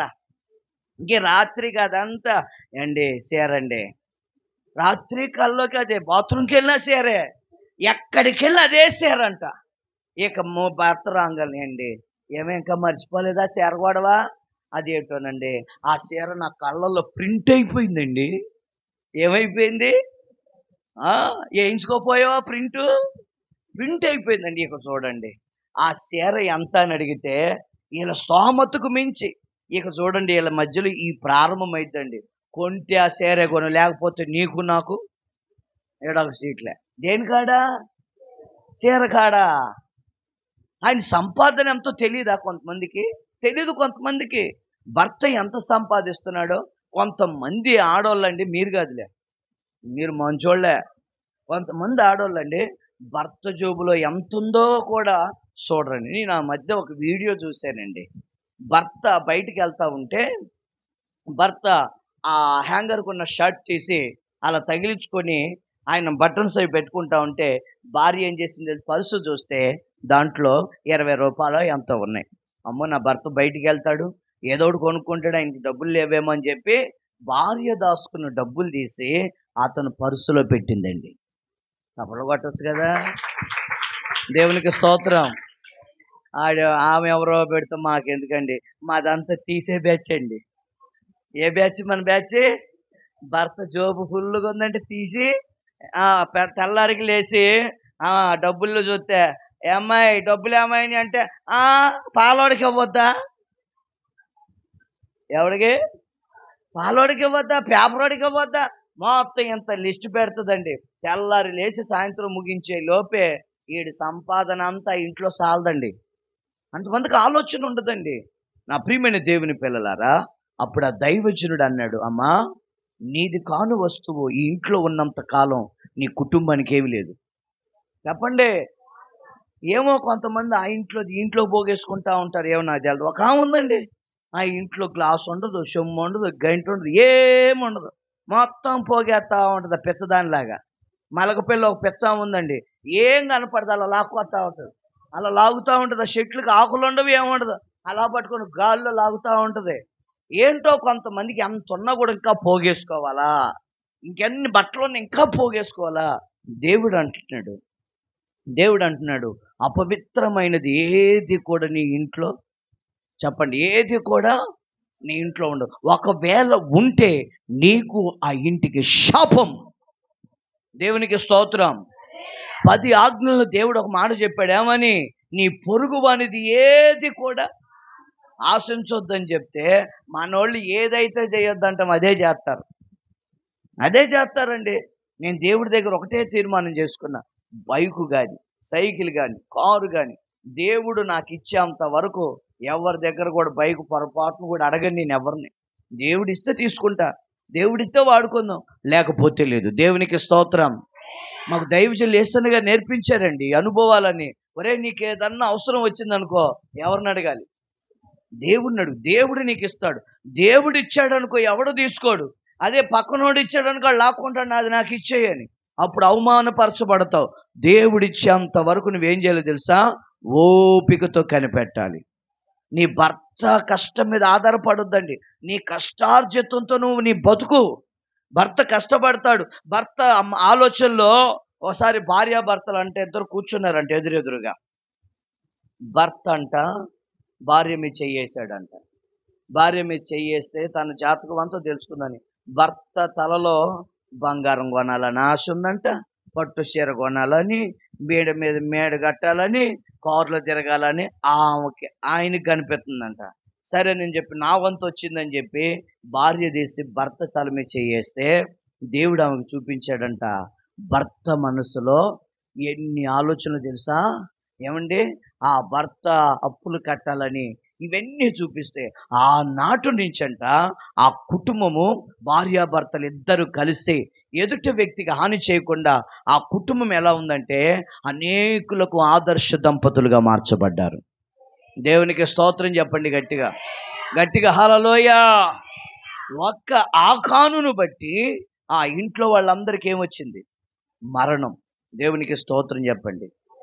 శపించబడిన దాన్ని తీసుకొని వచ్చి ఆ ఇంట్లో దాచారు. ఒకటి గుర్తుపెట్టుకోండి, మీది కాని వస్తువు ఏదైనా మీ ఇంట్లో ఉంటే ఈ ప్రార్థన అయిపోయిన తర్వాత వెంటనే టీ గ్లాస్ కానివ్వండి, ఏమండి, ఏదైనా సరే వెళ్ళిపోయి ఇచ్చేసిరండి. దేవునికి స్తోత్రం. ఏదైనా మీది కాని వస్తువు, చీర కానీ ఇంకోటి కానీ ఆ ఇంట్లో కానీ ఉన్నాయా? చెప్పండి. సొక్కాలు కానీ ఏది కానీ నీది కాని వస్తువు నీ ఇంట్లో ఉంటే వెంటనే ఏం చేసేయాలి తెలుసా? అది ఎవరిదో వాళ్ళకి ఇచ్చేసి అప్పుడు ప్రభు దగ్గర మోకరించి పశ్చాత్తాపంతో ప్రార్థన చేయండి. మీ మీదకి వస్తున్న ఉగ్రతను దేవుడు తప్పిస్తాడు. చెప్పండి గట్టిగా, చెప్పండి గట్టిగా. మొదటిగా చెప్పాను, దేన్ని ముట్టకూడదు?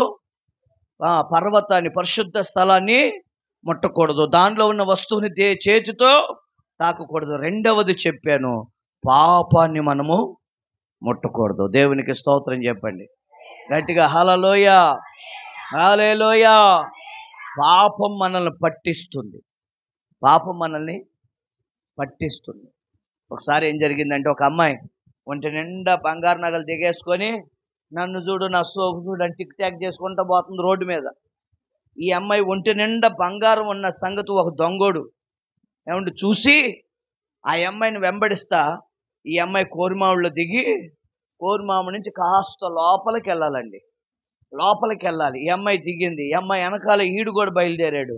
ఏమైందో అంత చుట్టూ చూశాడు, మొత్తం నిర్మానుష్యంగా ఉంది. ఎక్కడ కూడా ఏ ఒక్క మనిషి కూడా తిరగట్లేదు. ఇదే చనువు అనుకొని ఆ అమ్మాయినండి వెనకాల వేట కొడవలతో వెళ్ళిపోయి నరికేస్తే పేక బాడీ వేరైపోయి ఏం జరిగిందో తెలుసా, బంగారం అంతా ఒలుసుకున్నాడు. ఈ తలకాయ ఎగురుకుంటా వెళ్ళిపోయి ఈ చంపినోడు కాలు పట్టేసింది, పిక్క పట్టేసింది. ఇక్కడ పట్టేసి గట్టిగా అలా కరిసి పట్టుకుందండి. బంగారం అంతా సంచులో వేసుకొని ఆ పక్కనే చెరువు ఉంది, ఇక్కడ కూడా చెరువు ఉంది కదా, అలాగా ఆ చెరువు ఉంటే ఇక ఈడు ఆ చెరువులోకి వెళ్ళిపోయి ఇక తపస్సు చేస్తున్నాడు, ఋషిలాగా తపస్సు చేస్తున్నాడు. ఈలోగా మర్డర్ జరిగింది కదండి, పోలీసులు వచ్చారు. చాలా హడావుడి జరుగుతూ ఉంది. ఇక బాడీ ఉంది కానీ ఏమి లేదు, తలకాయ కోసం ఎదుగుతున్నారు వీళ్ళు. తలకాయ ఎక్కడుంది ఏంటి అని చెప్పి చూస్తే పోలీసులు ఆ చెరువుకి వెళ్ళి చూస్తే, అయ్యా ఇక్కడ మర్డర్ జరిగింది, ఎవరైనా వచ్చి అమ్మాయిని చంపారంటే, నేను ధ్యానములో ఉన్నాను, మీరు నన్ను ఎవరు డిస్టర్బ్ చేయవద్దు, హోమ్ అంట మళ్ళీ మొదలుపెట్టాడు. ఇక ఈ ధ్యానం చేసేవాడు, చెరువులో ఉండేవాడు ఎంతసేపు చేస్తాడో ధ్యానం?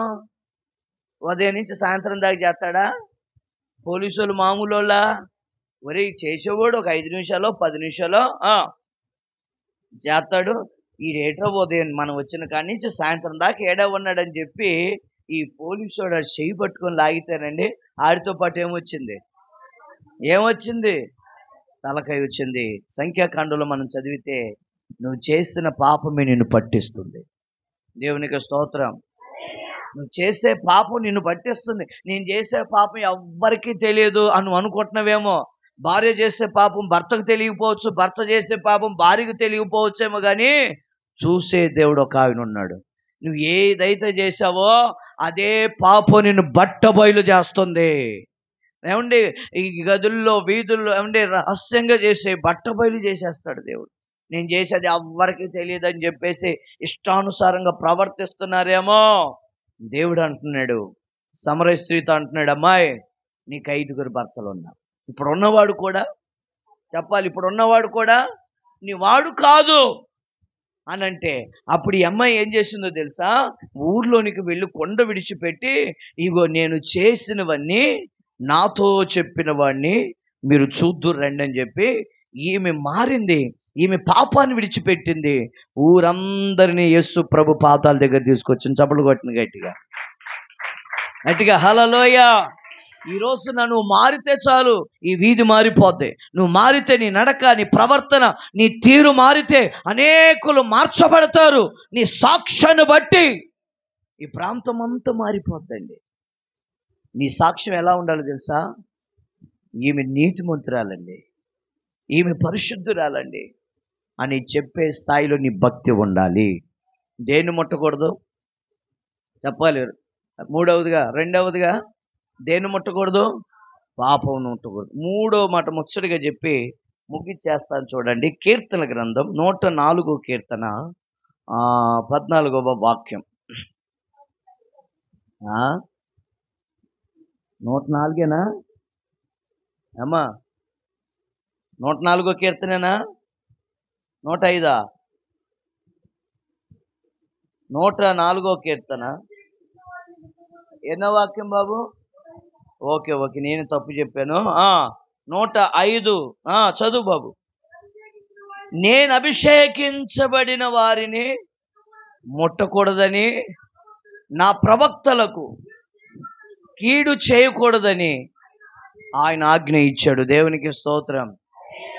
మొదటిగా దేన్ని ముట్టకూడదు చెప్పండి? పర్వతాన్ని అంచుల్ని ముట్టకూడదు. రెండవది పాపాన్ని ముట్టకూడదు.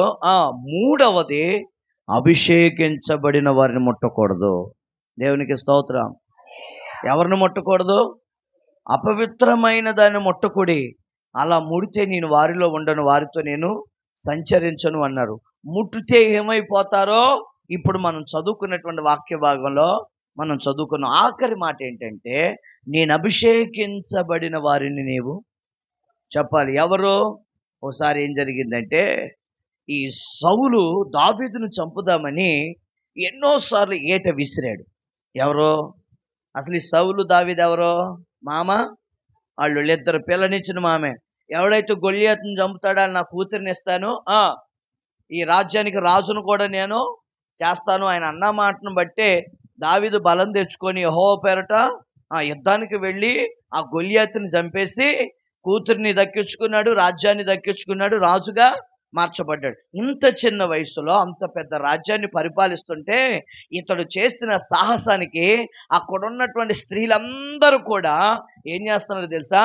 దావీదుని ఆడిపాడి పొగుడుతుంటే ఇక్కడ కూర్చున్నటువంటి సౌలు గారికి మెంటలెక్కిపోతున్నాడు.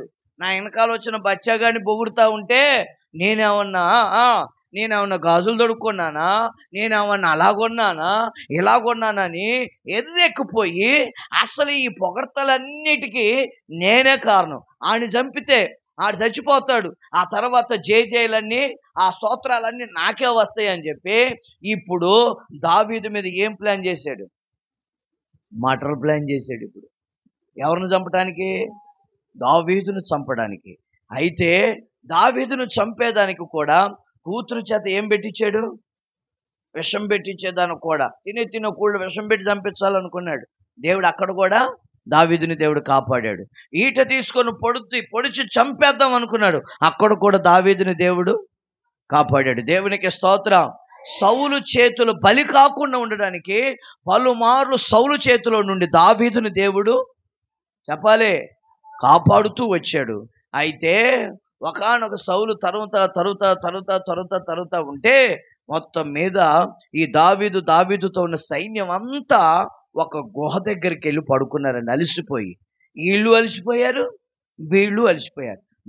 దావీదు సైన్యం, సౌలు సైన్యం కూడా అలసిపోయి పడుకుంటే అటుగా వెళ్ళినటువంటి దావీదు సేవకుడు, అయ్యా సౌలు ఇక్కడ ఒంటరిగా నిద్రపోతున్నాడు, సౌలుని చంపే అవకాశం దేవుడు నీకు ఇచ్చాడు, లే నీ కత్తి తీసుకొని అదిగో సౌలు ఆ గుహలో పడుకున్నాడు, సౌలుతో ఎవ్వరు లేరు, ఏ సైనికుడు లేడు, ఇదే అవకాశం, వెళ్ళి సౌలును చంపే అని సేవకుడు వచ్చి చెప్తే అప్పుడు దావీదు, నీవు అతన్ని చంపకూడదు, గట్టిగా చప్పలు కొట్టండి గట్టిగా, నీవు అతన్ని చంపకూడదు, అతను యెహోవా చేత ఎంత దుర్మార్గుడైనా, ఎంత కఠినాత్ముడైనా, ఎంత పనికిమాలినుడైనా అతను ఎవరో తెలుసా? యెహోవా చేత అభిషేకించబడిన వాడు. దేవునికి స్తోత్రం. ఇక్కడ దేవుని చేత అభిషేకించబడిన దైవజనులు చూడండి ఎంతమంది ఉన్నారు ఇక్కడ. ఈ రోజున దైవజనులు అంటే చాలా మందికి లోకువ, దైవజనులు అంటే చులకన. ఏమండి, దైవజనుల మీద కారాలు మేరాలు నోడుతూ ఉంటారు, దైవజనుని పట్టుకొని ఇష్టం వచ్చినట్లుగా మాట్లాడుతూ ఉంటారు, ఏదో మీ ఇంట్లో వాడు మాట్లాడినట్టు మాట్లాడతారు. ఏమండి, సొంత భర్తను పట్టుకొని మాట్లాడినట్లుగా మాట్లాడతాడు. దైవజనుడు అంటే ఎవరో నీ ఇంట్లో వాడు పనోడు కాదు. దైవజనుడు ఎవరు? యెహోవా చేత అభిషేకించబడిన వాడు. ఆ దైవజనులను ముట్టకూడదు. నీ భర్త అవ్వచ్చు, నీ మరిది అవ్వచ్చు, నీ తండ్రి అవ్వచ్చు, ఎవరైనా సరే దైవజనుని ముట్టే అవకాశం దేవుడు నీకు ఇవ్వలేదు. అక్కడ అంటున్నాడు, ఎవరిని ముట్టకూడదో తెలుసా? యెహోవా చేత అభిషేకించబడిన దైవజనుణ్ణి ముట్టకూడదు, ఎదురు మాట్లాడకూడదు. అదే వాక్యాలు మనం చదివితే దైవజనుడు దావీదు అంటాడు, నీతిమంతులు నన్ను కొట్టుట నాకు తైలాభిషేకం. దైవజనుడు గద్దించిన, బుద్ధి చెప్పిన, ఓ దెబ్బ కొట్టిన ఆ దైవజనుడి యొక్క అభిషేకం నీలోకి వెళ్ళిపోద్ది. నీకు ఒక అర్థమేంటంటే చెప్పనా? 2012 సంవత్సరంలో జనవరి 1వ తారీఖున ప్రభు బల్ల అయిపోయిన తర్వాత సేవకుల మీటింగ్ జరుగుతుంది. మాకు సేవకుల మీటింగ్ వెళ్ళిన తర్వాత ఎక్కడెక్కడి నుంచో వస్తూ ఉంటాం సేవకుల మీటింగ్కి. దైవజనులు యేసన్న గారు వాక్యం చెప్తా ఉంటే నా పక్కన ఉన్నాడు, నాతో పాటు ముగ్గురు అభిషేయి, ఎలీషా, జార్జ్, ఈ నలుగురు మంచి ఫ్రెండ్స్ అండి. అక్కడ కూర్చొని వాళ్ళు ముగ్గురు నవ్వుకుంటా ఏదో జోకులు వేసుకుంటా ఉంటే దూరం నుంచి యేసన్న గారు నన్ను చూసి, ఒరే రారా తెనాలోడా అన్నాడు నన్ను. మా ఊరు తెనాలి కదండి, మా ఊరు ఈ ఊరు కాదు, మాది సొంతూరు తెనాలి, గుంటూరు జిల్లా వాడినండి నేను. ప్రభు దర్శనాన్ని బట్టి ఇక్కడికి వచ్చాను నేను. దేవునికి స్తోత్రం. నన్ను పిలిచాడు, రారా, నవ్వుతావేంట్రా సైతానా అని చెప్పి చంపకేసి కొట్టాడండి. 5 ఏళ్ళు ఇలా పట్టాయండి. ఆయన చేతులు ఎంత రఫ్గా ఉంటాయో నాకే తెలుసు. ఎందుకంటే ఆయన కొట్టాడంటే దవడ ఇంక పళ్ళు రాలేదు, జాగ్రత్త నాకు. అది అది గొప్ప విషయం. పళ్ళు రాలేదు నాకు.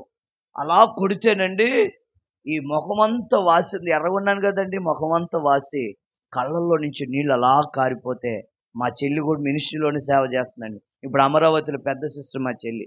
వివాహం లేకుండా సేవ చేస్తుంది ఇప్పటికి హోసన్నా మినిస్ట్రీలో. మా చెల్లి అక్కడ కూర్చుంది.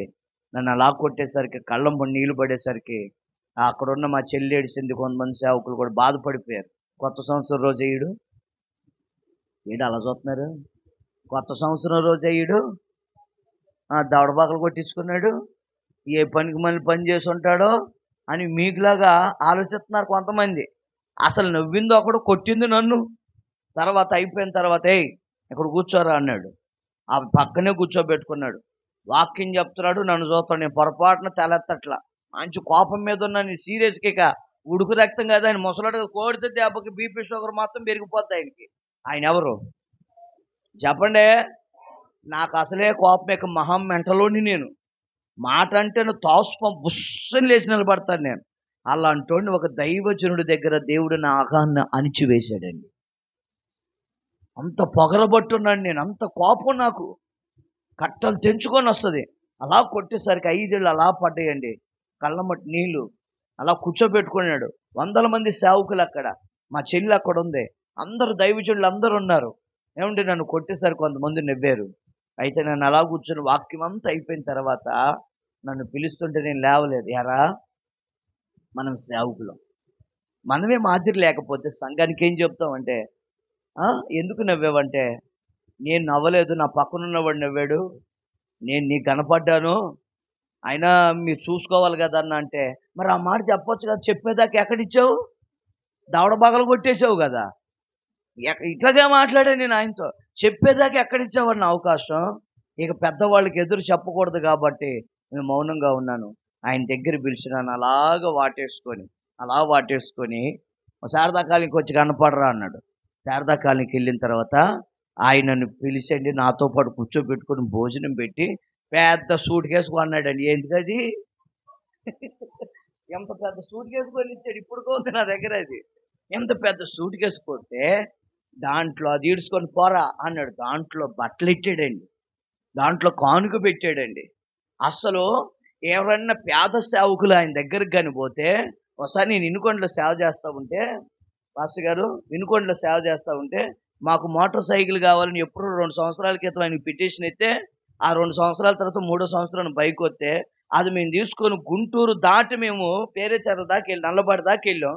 వెంటనే ఆ క్యాసెట్లు రాజబాబు గారు ఆయన ఫోన్ చేసి, అన్న మిమ్మల్ని బండి వేసుకు రమ్మన్నాడంటే, ఇలాంటి పేద సేవకులు వస్తే ఒరే ఆ బండి ఆ పాస్టర్ గారు కావాలంటే ఇచ్చేయండి అంటే సెంటర్కి వెళ్ళిపోయి ఆటో ఎక్కి మళ్ళీ ట్రైన్ ఎక్కి మేము వినుకోండి వెళ్ళిపోయాం. అలా ప్రేమించేవాడండి దైవ సేవకుల్ని. అట్లాంటి గొప్ప దైవజనుడి దగ్గర మేము నలిగాం. ఆయన చనిపోయిన తర్వాత నేను బయటకు వచ్చేసాను. ఎందుకు చెప్తున్నానంటే, ఆయన ముసలోడు అయ్యుండి నేను కుర్రోడిని అయ్యుండి నన్ను కొడితే, ఇప్పుడు కానీ నేను కానీ ఈ అమ్మాయిని కానీ కొట్టాననుకో, అమ్మాయి ఇటు ఈ అమ్మాయిని కానీ కొట్టాననుకో ఏటంత వస్తుంది. ఎవడరాడు పాస్టర్ గారు, ఎవడరాడు పంగిడి నుంచి వచ్చాడంట, ఆడు పాస్టర్ అయితే ఏదైతే రండి అని చెప్పి ఏం చేస్తారు? ఇంకా నన్ను ఈ గుమ్మం దాటనిస్తారా చెప్పండి? లే. నా ప్రియమైన దేవుని పిల్లలారా, ఒకటి గుర్తు పెట్టుకోండి. అభిషేకించబడిన వారిని చెప్పాలి ఏం చేయాలి? ముట్టకూడదు. దేవునికి స్తోత్రం. ఇంత మంచి దైవజనులు దేవుడు ఇచ్చాడు. వాళ్ళు ఒకవేళ నిన్ను తిట్టినా అది నీకు చెప్పండి అభిషేకం అని చెప్పండి, ఆశీర్వాదం. ఒకవేళ నిన్ను దెబ్బ కొట్టినది నీకు అంటే కొడతాడని చెప్పి కొట్టించుకోమంటారా రోజు అని అనేవాళ్ళు. ఆయన రోజు ఎందుకు కొడతాడండి? ఏ తండ్రి ఆయన ఎప్పుడు వాడతాడు బెత్తం? మాట వినకపోతే అప్పుడు వాడతాడండి. అయితే ఒకటి నేను చెప్తున్నాను, ఈ దైవజనులు ఏది ముట్టకూడదో, ఏది ముడితే ఏది పాపమో మీకు చెప్పుకుంటూ వచ్చాను. ఆఖరిగా దేవుడు మీతో మాట్లాడుతున్నాడు, దైవజనుడిని మాత్రం మీరు ముట్టకూడదండి. దేవునికి స్తోత్రం చెప్పండి గట్టిగా. హల్లెలూయా, హల్లెలూయా. హేబేలుని చంపేశాడు, దేవుడు ఊరుకున్నాడా? నేల నుండి అతని రక్తం దేవుడికి మొరపెడితే దేవుడు ఒకే ఒక శిక్ష వేశాడు. ఏమని? నువ్వు బ్రతికినంత కాలం ఏమై ఉంటావు? దేనికి పనికి రాకుండా దద్దమమైపోతావు అన్నాడంటే దేవుడు. అదే ముద్ర దేవుడు బైబిల్లో రాసి పెట్టాడు. సేవకులు జోలికి వచ్చారా, వాళ్ళని విమర్శించారా, వాళ్ళని తిట్టారా, కొనుక్కున్నారా, ఏమంటే వాళ్ళని ఇష్టం వచ్చినట్లు మాట్లాడారా అనుకో, భూమి మీద కూడు లేకుండా చేసేస్తాడు దేవుడు వారిని. ఇదే హెచ్చరిక. అందరూ తలలు వంచండి, ప్రార్థన చేసుకుందాం. అందరూ తలలు వంచండి, చిన్న ప్రార్థన. లేచి నిలబడదాం ఒకసారి. అందరూ లేచి నిలబడదాం. దేవునితో ఒక తీర్మానం చేసుకుందాం. ఇక నుంచి నేను అపవిత్రమైనది ఏది కూడా నేను ముట్టను ప్రభువా. నాకు ఇచ్చిన సమయం అయిపోయింది. దేవుని సన్నిధిలో విరిగి నలిగిన మనసుతో ఒక తీర్మానంతో ప్రార్థన చేసుకోండి. అపవిత్రమైనది ఏది కూడా నేను ముట్టను ప్రభువా. సౌండ్ పెట్టు. Thank you Jesus. నోరు తెరవండి, నోరు తెరవండి, నోరు తెరవాలి. మీ చేతులు పైకెత్తి ప్రభు సన్నిధిలో అందరూ ఎలుగెత్తి అయ్యా, అపవిత్రమైనది ఏది కూడా నేను ముట్టను ప్రభువా. దేవుని సన్నిధిలో విరిగి నలిగిన మనసుతో ప్రభు సన్నిధిలో ప్రార్థన చేసుకోండి. అందరూ నోళ్ళు తెరిచి చేతులు పైకెత్తి ప్రభు దగ్గర ఒక్క నిమిషం అండి, ఒక్క నిమిషం. ప్రభువా, అపవిత్రమైంది నేను ముట్టనయ్యా. అపవిత్రమైన వాటితో నేను సహవాసం చేయనయ్యా. ఆకాను అపవిత్రమైన దాన్ని దొంగిలించి ఇంట్లో పెట్టాడు. ఆకాను బట్టే తన కుటుంబం అంతా చంపబడిందండి. నీది కాని వస్తువు నీ ఇంట్లో ఉంటే తీసేయి. నీది కానిది నీ హృదయంలో ఉంటే తీసేయి. పాపం నీలో ఉందేమో తీసివేసుకో. ప్రభు నీ దగ్గరకు రాలేని స్థితిలో ఉన్నాడేమో, ప్రభు దగ్గరకు వచ్చి అయ్యా నేను పాపినని ఒప్పుకో. Oh thank you Jesus. Oh thank you Lord. Oh thank you master. ప్రభు దగ్గర యవనస్తులారా, ప్రభు దగ్గర ప్రార్థన చేసుకోండి.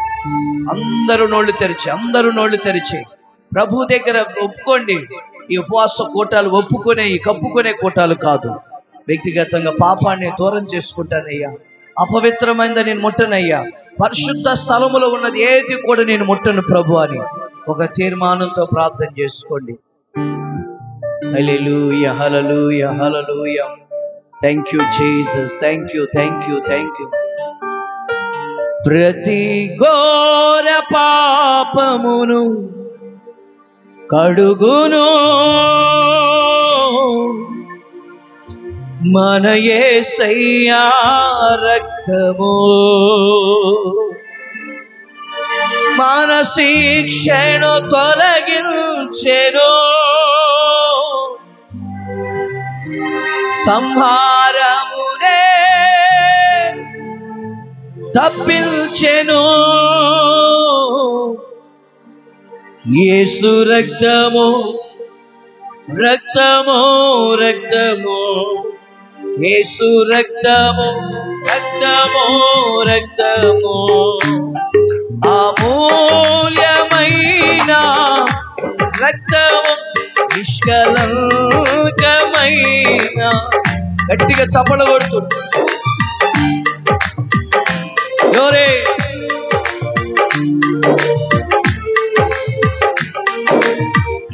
రక్తము, యేసు రక్తము, రక్తము, రక్తము. పాడదాం. యేసు రక్తము, రక్తము, రక్తము.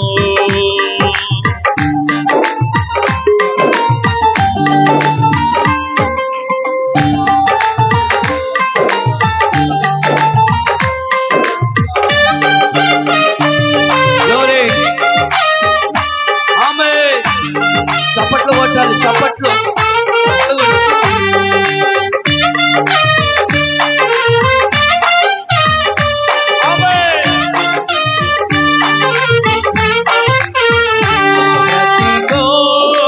పాపమును కడుగును మన యేసయ్యా రక్తము. ప్రతి ఘోర పాపమును కడుగును మన యేసయ్యా రక్తము. అహుదుఃఖములో మునిగెనే చెమట రక్తముగా మారెనే. అహుదుఃఖములో మునిగెనే చెమట రక్తముగా మారేనే. యేసు రక్తము రక్తము రక్తము, యేసు రక్తము రక్తము రక్తము, అమూల్యమైన రక్తము, నిష్కలంకమైన రక్తము, అమూల్యమైన రక్తము, నిష్కలంకమైన రక్తము, రక్తము రక్తము, యేసు రక్తము రక్తము రక్తము. glory glory.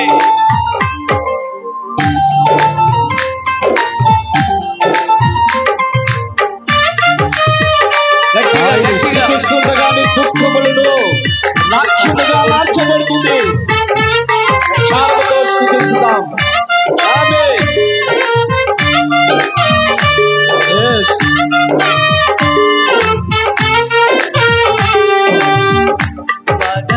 మనసాక్షిని శుద్ధి చేయును మన యేసయ్యా రక్తము. మనసాక్షిని శుద్ధి చేయును మన యేసయ్యా రక్తము.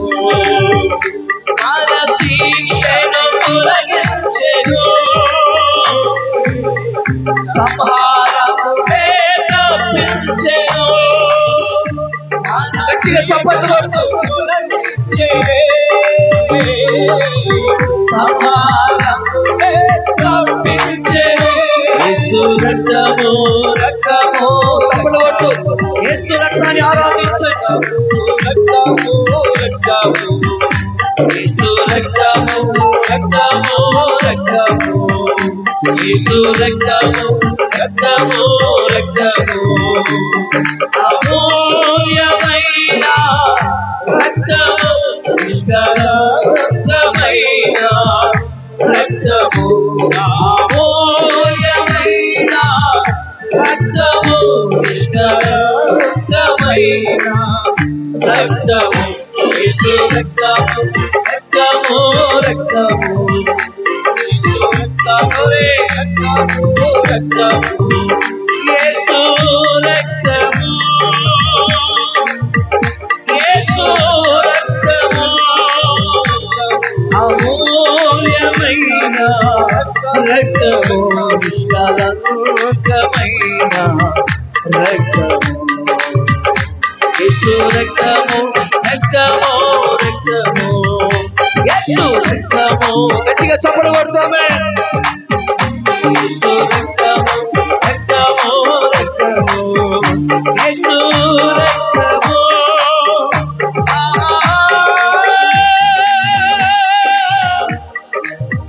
యేసు రక్తము,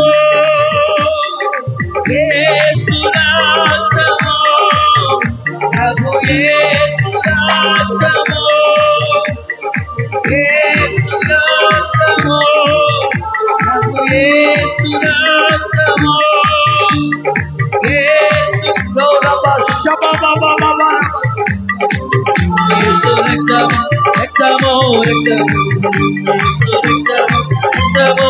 glory glory glory. ప్రతి పాపముల నుండి విడుదల చేసే రక్తం, ప్రతి మనుష్యుని పాపముల నుండి విడుదల చేయగలిగిన రక్తం అది యేసు రక్తం. యేసు రక్తము రక్తము, చీకటి కార్యాలు, అపవిత్రమైన కార్యాలు యేసు నామములో జరిగిపోవుగాక. యేసు రక్తము రక్తము రక్తము, యేసు రక్తము రక్తము రక్తము, యేసు రక్తము రక్తము. అగ్ని అగ్ని శుద్ధాత్మ అగ్ని, అదిగో యేసు రక్తము రక్తము రక్తము, యేసు రక్తము రక్తము రక్తము, యేసు రక్తం రక్తం రక్తం, అదిగో అదిగో యేసు రక్తం, అదిగో యేసు రక్తం, అదిగో యేసు రక్తం. ప్రతి శాపం, ప్రతి పాపం నుండి ఓ రమ శబ రమ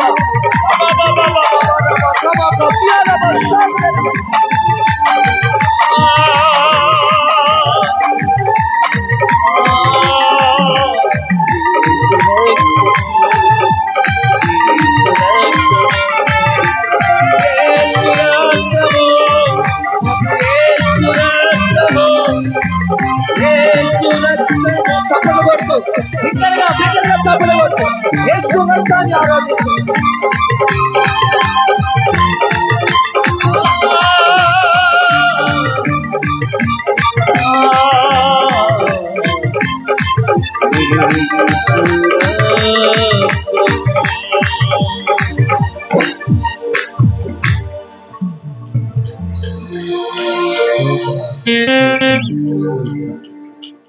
యేసయ్యా నీకు వందనాలు తండ్రి.